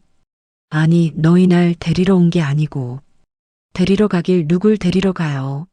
그리고 그 꼴은 뭐예요? 경찰차는 왜 타고 왔어요? 아까 호텔 직원이 그러던데? 아니, 나라 망신도 유분수지. 그냥 얌전히 호텔에 계시지. 왜 싸돌아다니셔서 이 난리를 만드세요?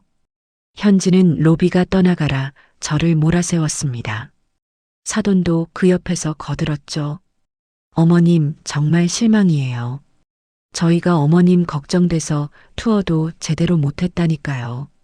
우리 현지랑 성태가 어머님 때문에 얼마나 속상해했는지 아세요? 속상이요? 저렇게 맛있는 케이크를 먹으면서요? 저는 너무 기가 막혀서 아무 말도 나오지 않았습니다. 아들 성태는 제 곁에 와서 제 팔을 잡아 끌며 속삭였어요. 엄마, 제발. 사람들이 다 쳐다보잖아. 일단 방에 가 있어. 현지화 많이 났잖아. 저는 아들의 손을 뿌리쳤습니다. 그리고 그 세 사람을, 제 인생을 망가뜨린 그 원수들을 노려보았죠. 너희 정말 짐승만도 못한 것들이구나. 저는 그 말을 내뱉고 비틀거리며 제 곰팡내 나는 창고 방으로 돌아왔습니다. 문을 잠그고 저는 그 차가운 침대에 쓰러져 한참을 웃었습니다. 눈물이 뺨을 타고 흘렀지만 저는 미친 사람처럼 웃고 또 웃었어요. 그래, 이제 정말 다 끝났구나. 내 아들은 이제 없구나. 길을 잃었다 돌아와 짐승만도 못하다는 소리를 들은 그날 밤, 저는 뜬 눈으로 밤을 지새웠어요. 다음 날이 밝았지만 그들에게서는 아무런 연락도 오지 않았죠. 저도 그 곰팡내 나는 방에서 한 발짝도 나가지 않았습니다. 배가 고팠지만 그들의 얼굴을 보는 것보다 굶는 게 낫다고 생각했으니까요. 그렇게 하루가 통째로 지나가고 이 지옥 같은 여행의 마지막 날 밤이 되었습니다. 내일이면 드디어 한국으로 돌아가는 날이었죠. 저녁 8시가 다 되어서야 현지에게서 문자 한 통이 왔습니다. 마지막 저녁 식사예요. 1층 레스토랑으로 나오세요. 역시나 명령조였죠. 저는 며칠을 굶어 기력이 없었지만 이 마지막 만찬의 끝을 제 눈으로 확인해야 했습니다. 초라한 행색 그대로 1층 레스토랑으로 내려갔어요. 그 세 사람은 이미 가장 좋은 자리에 앉아 있었습니다. 제가 온종일 굶었다는 사실은 아무도 궁금해하지 않았죠. 그들은 또다시 랍스터와 스테이크, 그리고 값비싼 와인을 주문했습니다. 물론 공동 경비 카드였죠. 제 앞으로는 어김없이 샐러드와 빵 조각이 놓였습니다. 저는 포크를 들 힘도 없었지만 살기 위해 억지로 풀을 씹었어요. 아쉽다. 벌써 마지막 밤이네. 사돈이 와인잔을 우아하게 돌리며 말했습니다. 그러게 말이야. 엄마, 그래도 이번에 쇼핑 잔뜩 해서 좋았지? 그럼 다 우리 김서방 덕분이지. 우리 사위가 장모 챙기느라 정말 고생했네. 사돈이 갑자기 옆에 있던 커다란 쇼핑백에서 고급스러운 상자를 하나 꺼냈습니다. 그러고는 아들 성태에게 쓱 내밀더군요. 이거 장모가 주는 선물이야. 우리 사위, 이번에 너무 고마워서 특별히 준비했지. 성태가 놀란 표정으로 상자를 열었습니다. 그 안에는 남자인 제가 봐도 알 수 있을 만큼 아주 비싸 보이는 명품 시계가 번쩍이고 있었어요. 자, 장모님, 이걸 저한테 아이고 제가 뭘 했다고 이런 비싼 걸. 성태의 눈이 탐욕으로 번들거렸습니다. 며느리 현지가 옆에서 박수를 치며 호들갑을 떨었어요. 우와, 오빠. 대박. 완전 잘 어울린다. 역시 우리 엄마가 통이 크셔. 오빠 얼른 차봐. 성태는 황송하다는 듯 시계를 자기 손목에 차고는 이리저리 흔들어 보였습니다. 장모님. 정말 감사합니다. 앞으로 제가 더 잘할게요. 그래, 우리 사위. 이것 차고 더 훌륭한 사람 돼야지. 그들은 서로 잔을 부딪히며 축배를 들었습니다. 그들만의 축제였죠. 저는 그 모습을 멍하니 바라보았습니다. 제 돈으로 산 시계가 제 아들의 손목에서 번쩍이고 있었어요. 제 돈 1,800만 원은 그렇게 그들의 명품 가방이 되고 시계가 되고 랍스터가 되어 사라지고 있었습니다. 저는 더 이상 그 역겨운 광경을 지켜볼 수가 없었어요. 나 먼저 좀 들어가 보겠다. 제가 자리에서 일어나자 현지가 귀찮다는 듯이 쳐다봤어요. 어머니, 또 왜요? 아직 디저트도 안 나왔는데. 속이 안 좋아서 그런다. 너희끼리 먹어. 아, 그러세요? 그럼 먼저 들어가시든가요. 아들 성태는 제게 눈길 한 번 주지 않고 자기 손목의 시계를 만지작거리기에 바빴습니다. 저는 비틀거리며 레스토랑을 빠져나왔습니다. 그리고 곰팡내 나는 제 창고 방으로 돌아왔죠. 문을 잠그는 순간 온몸에 힘이 풀리며 바닥에 주저앉고 말았습니다. 그때부터였어요. 온몸이 불덩이처럼 뜨거워지기 시작했습니다. 며칠간의 굶주림, 스트레스, 그리고 차가운 방에서 잔 탓에 단단히 몸살이 난 거였죠. 온몸이 으슬으슬 떨리고 머리는 깨질 것처럼 아팠습니다. 이러다 여기서 죽는 거 아닌가. 공포가 밀려왔습니다. 저는 마지막 힘을 쥐어짜 아들 성태의 방으로 전화를 걸었어요. 신호음이 한참 가다가 잔뜩 취한 듯한 아들의 목소리가 들려왔습니다. 여보세요, 엄마. 왜? 성태야, 나 너무 아파. 열이 펄펄 끓어. 약 좀 사다 줘. 제 목소리는 저도 모르게 기어들어가고 있었습니다. 수화기 너머로 잠시 정적이 흘렀어요. 이내 며느리 현지의 짜증 섞인 목소리가 들려왔죠. 아, 진짜. 누구야? 이 시간에. 어머니예요? 아, 또 왜요? 현지가 아들의 전화를 빼앗아 들었습니다. 현지야, 나 진짜 아파. 열이 너무 나. 병원 좀 가야 할 것 같아. 병원요? 현지가 기가 막히다는 듯이 웃었습니다. 어머니, 꾀병 아니에요? 저희 지금 와인 마시고 기분 좋은데 초치시네. 여기가 한국인 줄 아세요? 여기서 병원 가면 몇백만 원 깨져요. 그 돈은 어머니가 내실 거예요? 그럼 약이라도 해열제라도 좀. 여기 약값도 엄청 비싸요. 약 하나에 몇만 원씩 한다고요. 아까워요. 그냥 이불 뒤집어 쓰고 땀 푹 내고 주무시면 나아요. 내일 비행기 타야 하는데 이게 무슨 민폐예요. 나 정말 아파. 짐도 하나도 못 쌌는데. 저는 울면서 애원했습니다. 그러자 현지는 더 기가 막힌 말을 하더군요. 아, 몰라요. 우리가 그걸 어떻게 해줘요? 오빠 끊어. 우리 마지막으로 에펠탑 야경 투어 예약한 거 가야 한단 말이야.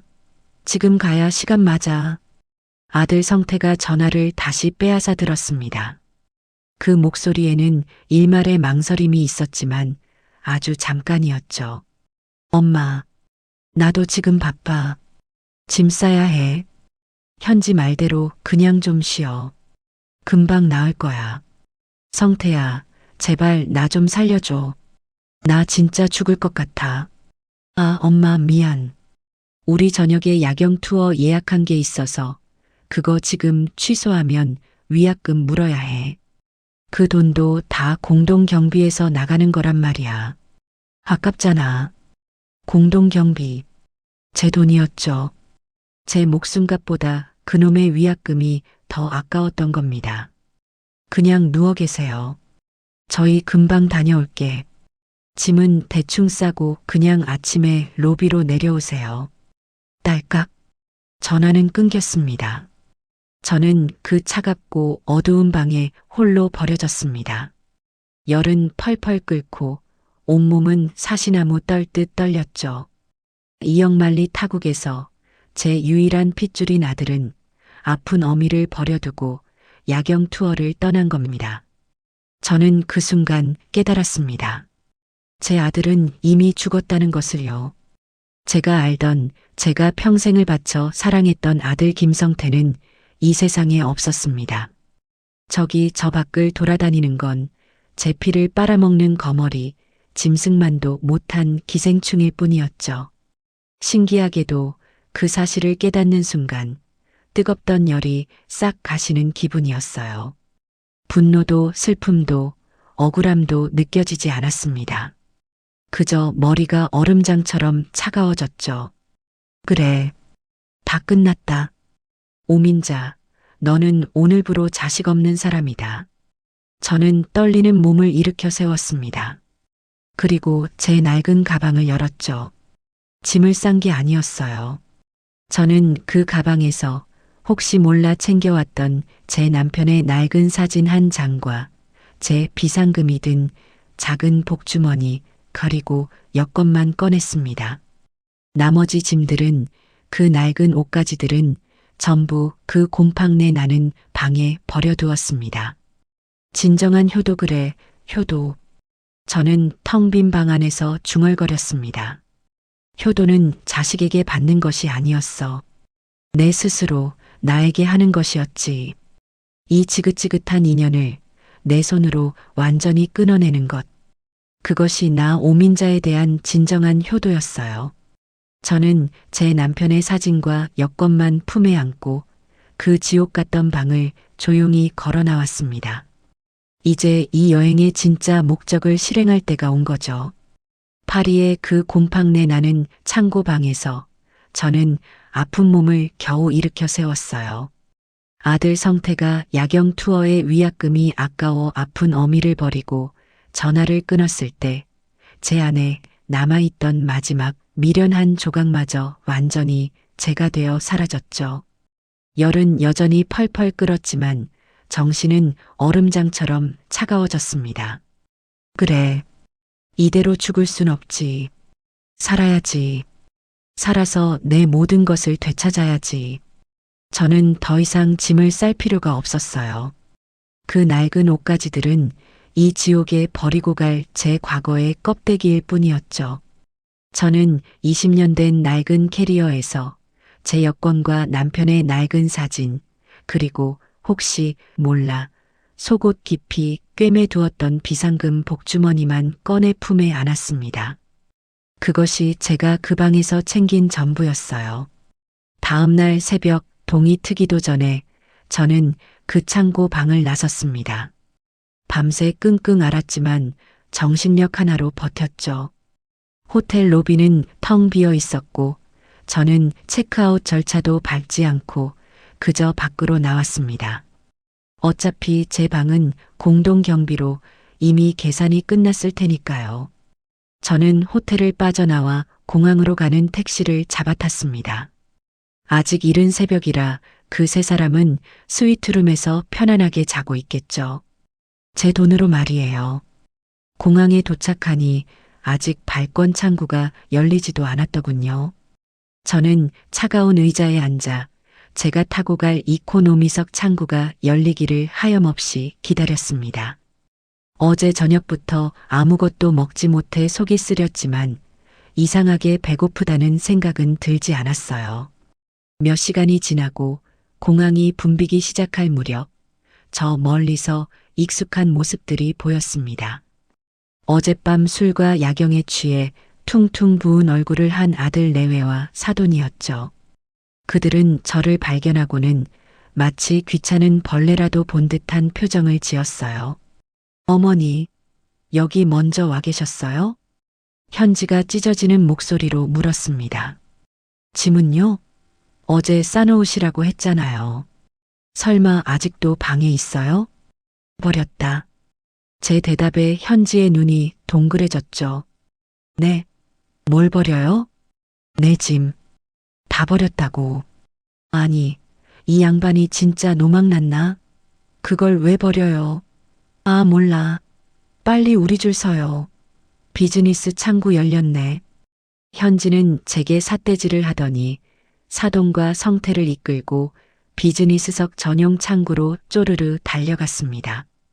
저는 짐도 없이 홀가분한 몸으로 이코노미석의 긴 줄 맨 뒤에 섰어요. 그들이 저를 흘끔흘끔 쳐다보는 게 느껴졌지만 저는 눈길 한 번 주지 않았죠. 저는 제 차례가 되어 여권 하나만 내밀고 비행기 표를 받았습니다.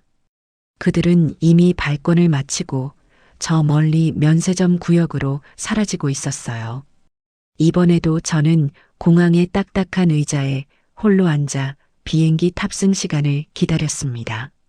하지만 지난번과는 마음가짐이 완전히 달랐죠. 그때는 굴욕감과 서러움에 떨었지만 지금의 저는 아니었어요. 저는 더 이상 피해자가 아니었죠. 제 인생의 칼자루를 되찾으러 가는 길이었습니다. 비행기에 오르는 길도 마찬가지였어요.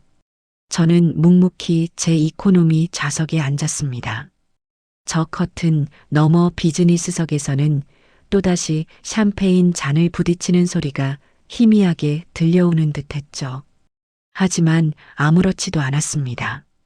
저들은 지금 자기들 인생의 마지막 호사를 즐기고 있는 것뿐이니까요. 12시간의 비행은 여전히 고통스러웠습니다. 퉁퉁 붓는 다리와 끊어질 듯한 허리의 통증은 그대로였죠. 하지만 제 정신은 그 어느 때보다 또렷했습니다. 기내식으로 나온 맛없는 빵을 기계처럼 씹어 삼켰어요. 살아야 했으니까요. 이 복수를 완성하려면 건강해야 했습니다. 저는 눈을 감고 지난 세월을 되돌아봤습니다. 남편 일찍 여의고 성태 하나만 바라보고 시장 좌판에서 김밥을 팔고 식당 설거지를 하며 악착같이 돈을 모았던 날들이 주마등처럼 스쳐 지나갔죠. 그렇게 모은 돈으로 대학을 보내고 장가를 보냈더니 그 아들이라는 놈이 저를 완벽하게 배신한 거예요. 여보, 내가 잘못 살았죠. 자식이라고 하나 있는 게 내 피를 빠는 거머리인 줄도 모르고. 하지만 여보, 걱정 말아요. 이제라도 바로잡을 거니까요. 내가 그놈에게 준 모든 것을 이자까지 쳐서 다 회수할 거예요.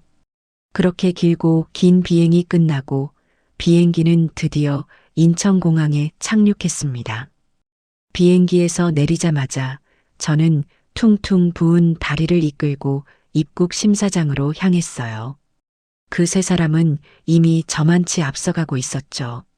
짐 찾는 곳에서 저는 찾을 짐이 없었기에 그저 그들이 자기들 짐을 챙기는 모습을 멀찍이서 지켜봤습니다.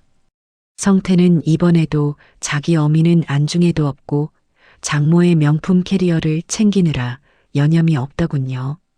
그들은 산더미 같은 짐을 카트에 싣고 제게로 다가왔습니다. 엄마, 성태가 저를 불렀어요. 아주 귀찮고 피곤하다는 목소리로요. 우리는 현지 엄마 모셔다 드려야 해서. 엄마는 저기 가서 택시 타고 집에 가세요. 알았죠? 그 말은 제 심장에 마지막 비수를 꽂는 말이었습니다. 여행 내내 짐꾼 노릇에 곰팡이 방신세를 지고 아파서 죽어가는 어미를 버려뒀던 놈이 마지막 순간까지도 저를 짐짝 취급하는 거였죠. 저는 성태의 눈을 똑바로 쳐다봤습니다. 제 차가운 눈빛에 성태가 움찔하는 게 느껴졌죠.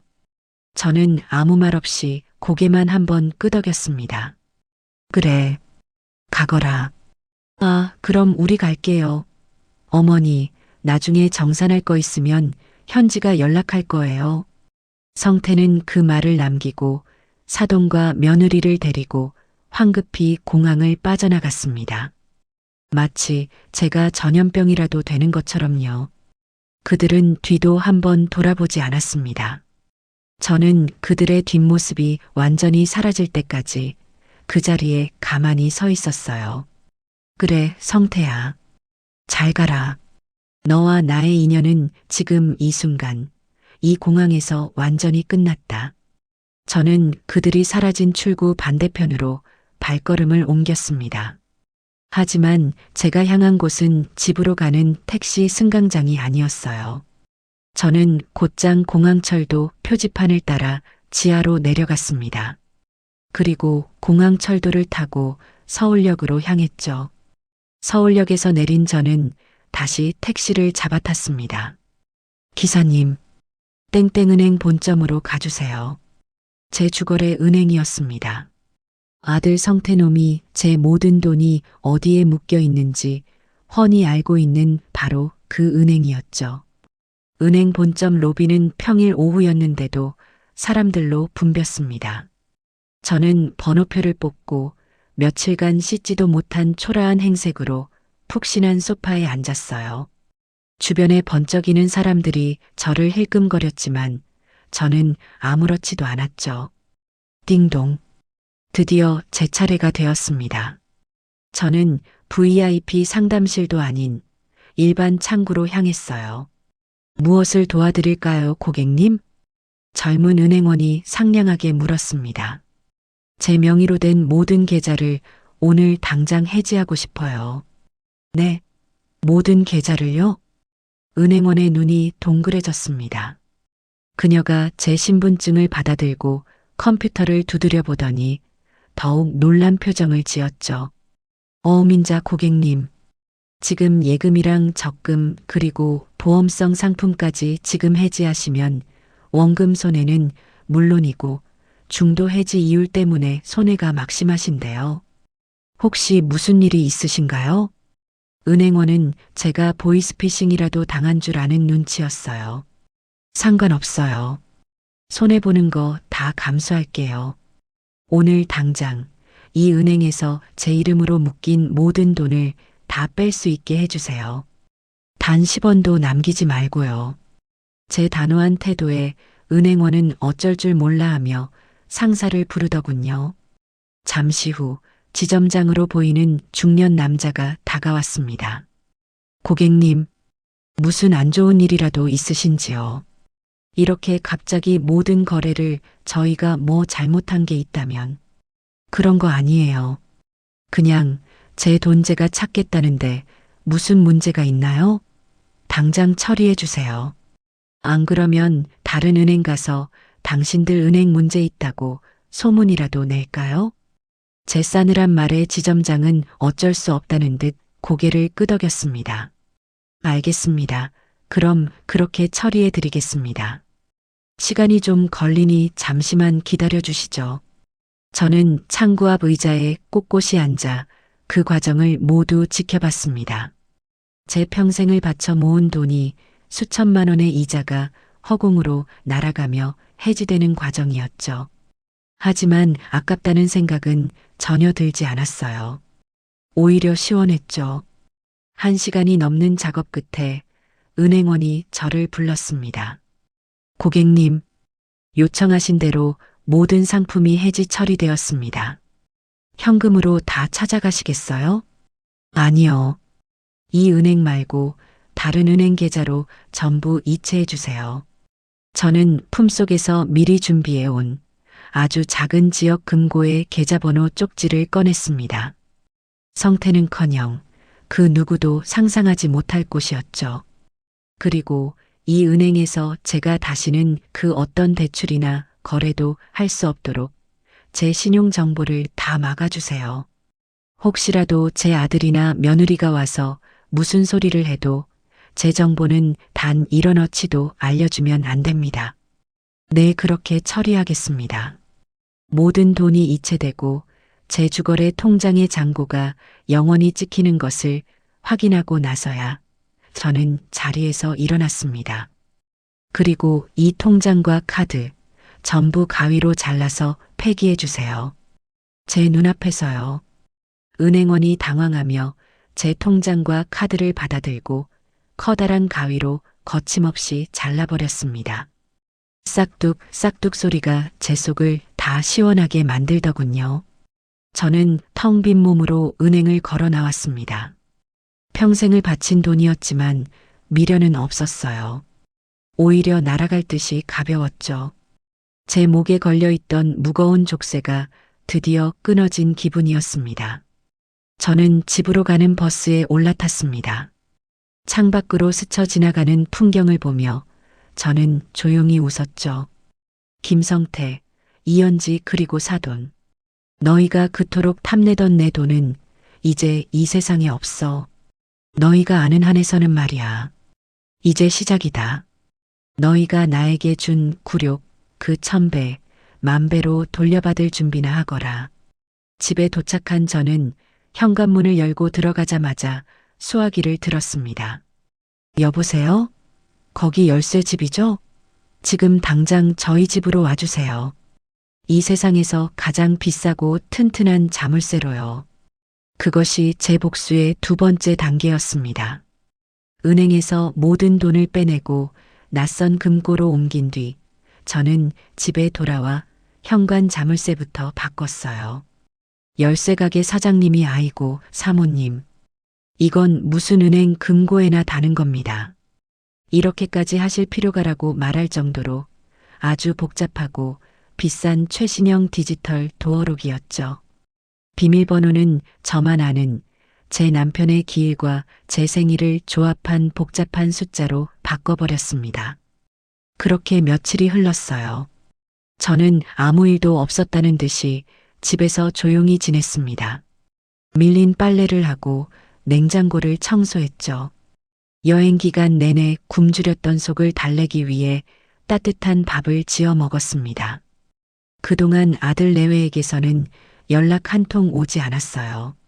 제가 이코노미석에서 죽었는지 공항에서 쓰러졌는지 그들은 전혀 궁금하지 않았던 거죠. 그러던 어느 날 오후였어요. 며느리 현지에게서 문자 메시지 한 통이 띵동하고 도착했습니다. 어머니, 여행비 정산해야죠. 저는 그 문자를 보고 코웃음을 쳤습니다. 어머니가 하도 쇼핑을 안 하셔서 저희가 궁금해서 손해본 거 아시죠? 호텔비랑 식비도 예상보다 더 나왔고요. 저희 엄마가 계산한 잡비까지 포함해서 어머니가 추가로 500만 원 더 내셔야겠어요. 계좌번호는 저번에 보내드린 거 아시죠? 오늘 중으로 입금하세요. 기가 막혔죠. 제 돈 1,800만 원을 들고 가서 자기들끼리 랍스터 썰고 명품 쇼핑을 해놓고 이제 와서 돈이 모자란다니요. 그것도 제가 쇼핑을 안 해서 손해를 봤다는 건 무슨 해괴한 논리일까요? 저는 답장하지 않았습니다. 그냥 그 문자를 읽음 상태로 두고 제 할 일을 계속했죠. 잠시 후 현지에게서 또 문자가 왔습니다. 어머니, 문자 읽으셨네요. 왜 답이 없으세요? 지금 바쁘세요? 어머니, 돈 입금하시라고요. 저는 휴대폰을 무음으로 바꿔두고 식탁에 엎어두었습니다. 그러자 이번에는 전화가 걸려오기 시작했죠.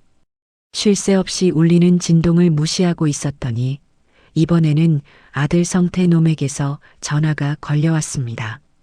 저는 그제야 수화기를 들었습니다. 여보세요. 엄마, 왜 현지 전화를 안 받아? 현지 지금 옆에서 열받아 죽으려고 하잖아. 아들은 제 안부 따위는 묻지도 않고 다짜고짜 아내 편부터 들더군요. 받기 싫어서 안 받았다. 왜? 제 차가운 목소리에 성태가 잠시 당황한 듯 했어요. 뭐? 받기 싫어? 엄마, 지금 장난해. 현지가 돈 보내라고 했잖아. 왜 안 보내? 내가 왜 보내니? 뭐? 그야 당연히 내야 하니까 내라는 거지. 공동경비가 마이너스라잖아. 공동경비?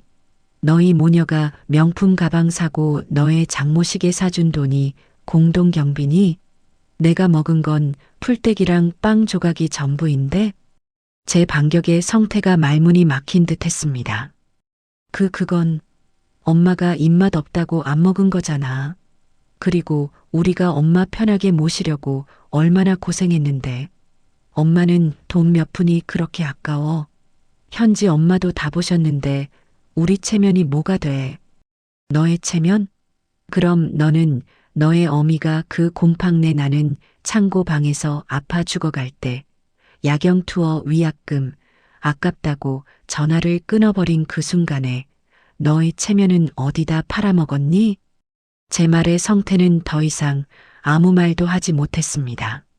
수화기 너머로 현지가 빽 소리 지르는 게 들려왔죠. 오빠, 뭐해? 빨리 돈 내놓으라고 해. 말발 딸리지 말고. 성태가 다시 전화를 고쳐들고 말했습니다. 그 목소리는 이제 애원이 아닌 협박에 가까웠죠. 엄마, 자꾸 옛날 얘기할 거야? 그래서 돈 안 내놓겠다, 이거야? 그래. 단 10원도 못 준다. 아니, 안 준다. 내가 너희한테 쓴 돈, 그 1,800만 원도 다시 돌려받아야겠으니 그런 줄 알아라. 뭐라고. 엄마, 지금 미쳤어. 그 돈은 이미 다 썼어. 그리고 그게 어떤 돈인데 돌려받아. 엄마가 자식한테 그 정도도 못 해줘. 자식? 너 같은 자식 둔 적 없다. 끊어라. 엄마. 저는 성태가 소리 지르는 것을 무시하고 전화를 끊어버렸습니다. 곧바로 휴대폰 전원을 꺼버렸죠. 속이 다 시원했습니다. 하지만 저는 이게 끝이 아니라는 것을 알고 있었어요. 그놈들은 반드시 돈을 뜯어내기 위해 집으로 쳐들어올 거였죠. 그래서 저는 다음 단계에 착수했습니다. 바로 통신사 대리점으로 달려갔어요. 안녕하세요. 번호 이동 좀 하려고요. 아예 다른 번호로 바꾸고 싶어요. 네, 고객님. 쓰시던 번호는 정지해 드릴까요? 아니요. 아예 해지해 주세요. 이 번호로는 그 어떤 연락도 받고 싶지 않아요. 그렇게 저는 수십 년간 써왔던 제 전화번호를 그 녀석들이 유일하게 저와 연결될 수 있었던 그 끈을 제 손으로 완전히 잘라버렸습니다. 새 유심칩을 받아들고 새 번호가 개통되는 순간 저는 마치 다시 태어난 듯한 해방감을 느꼈죠. 그리고 그날 저녁 저는 마지막 계획을 실행에 옮겼습니다. 동네에서 가장 큰 부동산 중개소에 전화를 걸었어요. 사장님, 저 누군데요? 저희 집 좀 팔아야겠습니다. 아, 사모님, 어쩐 일이세요? 아니, 그 집을 왜 파세요? 거기가 얼마나 오를 집인데. 성태도 결혼했고 나중에 손주들이랑 같이 사셔야죠. 됐고요. 팔아주세요. 당장요. 시세보다 싸게 내놔도 좋으니까 이번 달 안에 무조건 처분해 주세요. 금매로요. 아니 사모님, 정말 무슨 일 있으세요? 성태는 아드님은 아세요? 그놈은 이제 내 아들 아니에요. 그놈이 이 집 호시탐탐 노리는 거 알아서 파는 거예요. 그러니 사장님은 그놈한테 절대 연락하지 마시고 무조건 모르는 사람한테 가장 빨리 돈 줄 수 있는 사람한테 파세요. 아셨죠? 제 단호한 목소리에 부동산 사장님도 더는 묻지 못하더군요. 네, 알겠습니다. 사모님, 금매로 바로 내놓을게요. 전화를 끊고 저는 텅 빈 거실에 앉아 창밖을 바라봤습니다. 제 모든 것을 정리하고 있었죠. 통장, 전화번호, 그리고 이 집까지. 그놈들과 저를 엮고 있던 모든 굴레를 하나씩 끊어내고 있었습니다. 이제 너희가 할 수 있는 건 아무것도 없다. 그때였어요. 딩동, 딩동, 딩동. 초인종이 미친 듯이 울리기 시작했습니다. 저는 비디오폰 화면을 켰어요. 화면 속에는 분노로 일그러진 성태와 현지의 얼굴이 가득 차 있었습니다.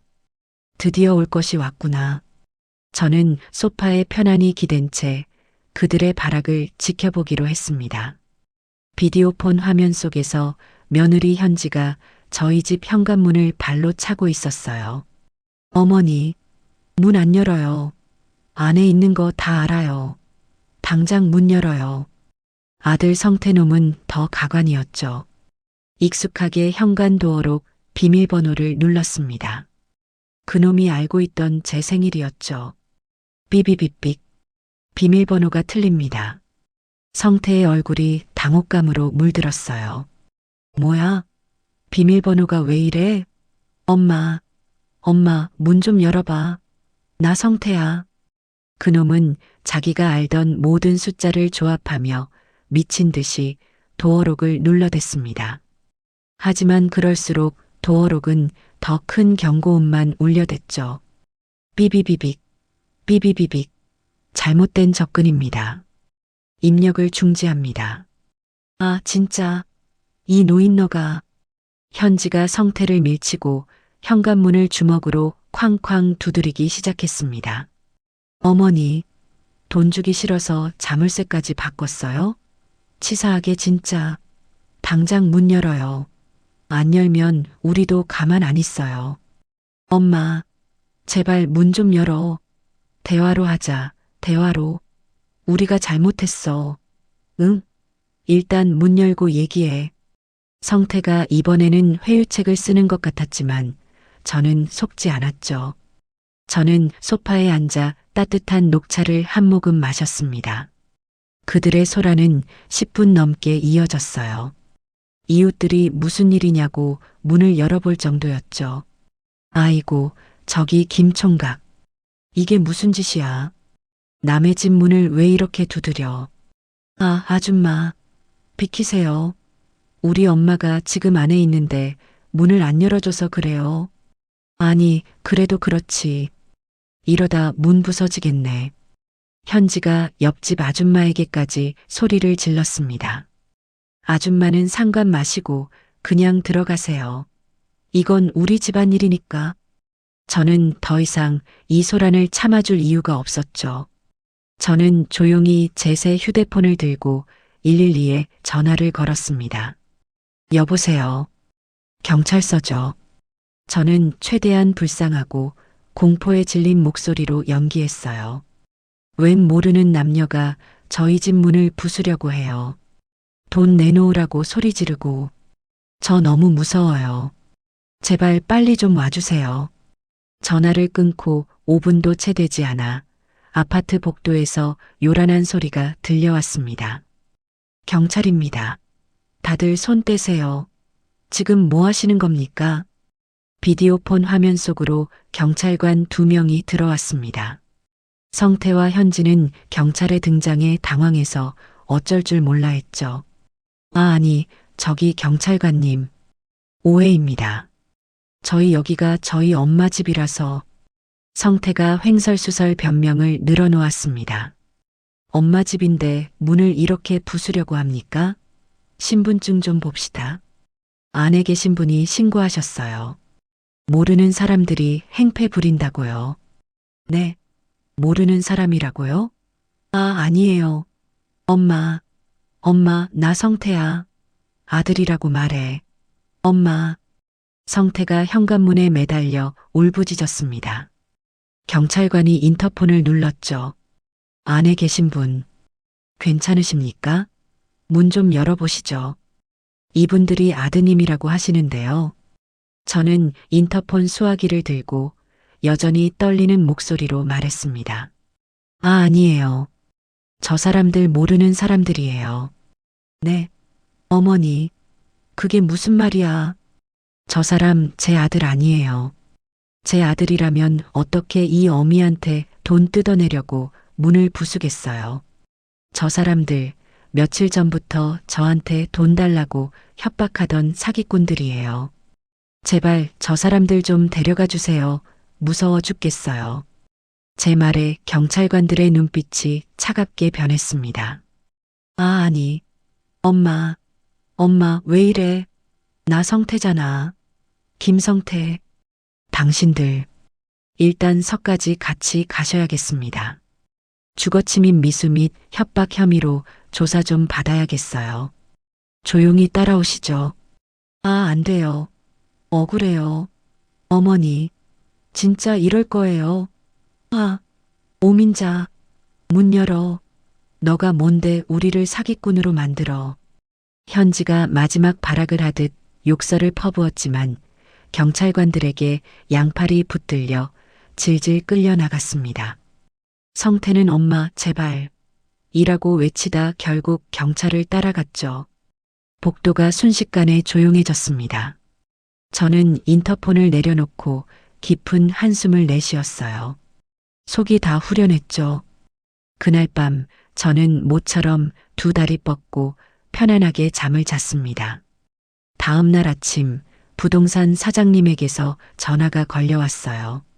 사모님, 집 보러 온 사람이 있는데 아주 마음에 들어 하네요. 사모님이 금매로 내놓으신 가격 그대로 오늘 당장 계약하겠답니다. 그래요? 잘 됐네요. 그렇게 하세요. 그런데 계약하시려면 사모님 신분증이랑 인감이 그리고 성태 씨도 아드님도 같이 그놈은 필요 없어요. 이 집 처음부터 제 단독 명의였어요. 그놈 대학 등록금 대느라 남편이 남긴 땅 팔아서 산 집이라고요. 그놈 지분은 10원어치도 없어요. 그러니 저 혼자 갈게요. 오늘 오후에 도장 들고 그리로 가죠. 그렇게 일사천리로 집 계약이 진행되었습니다.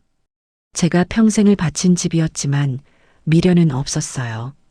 오히려 그 집을 팔아치우고 나니 제 인생의 마지막 짐을 내려놓은 기분이었죠.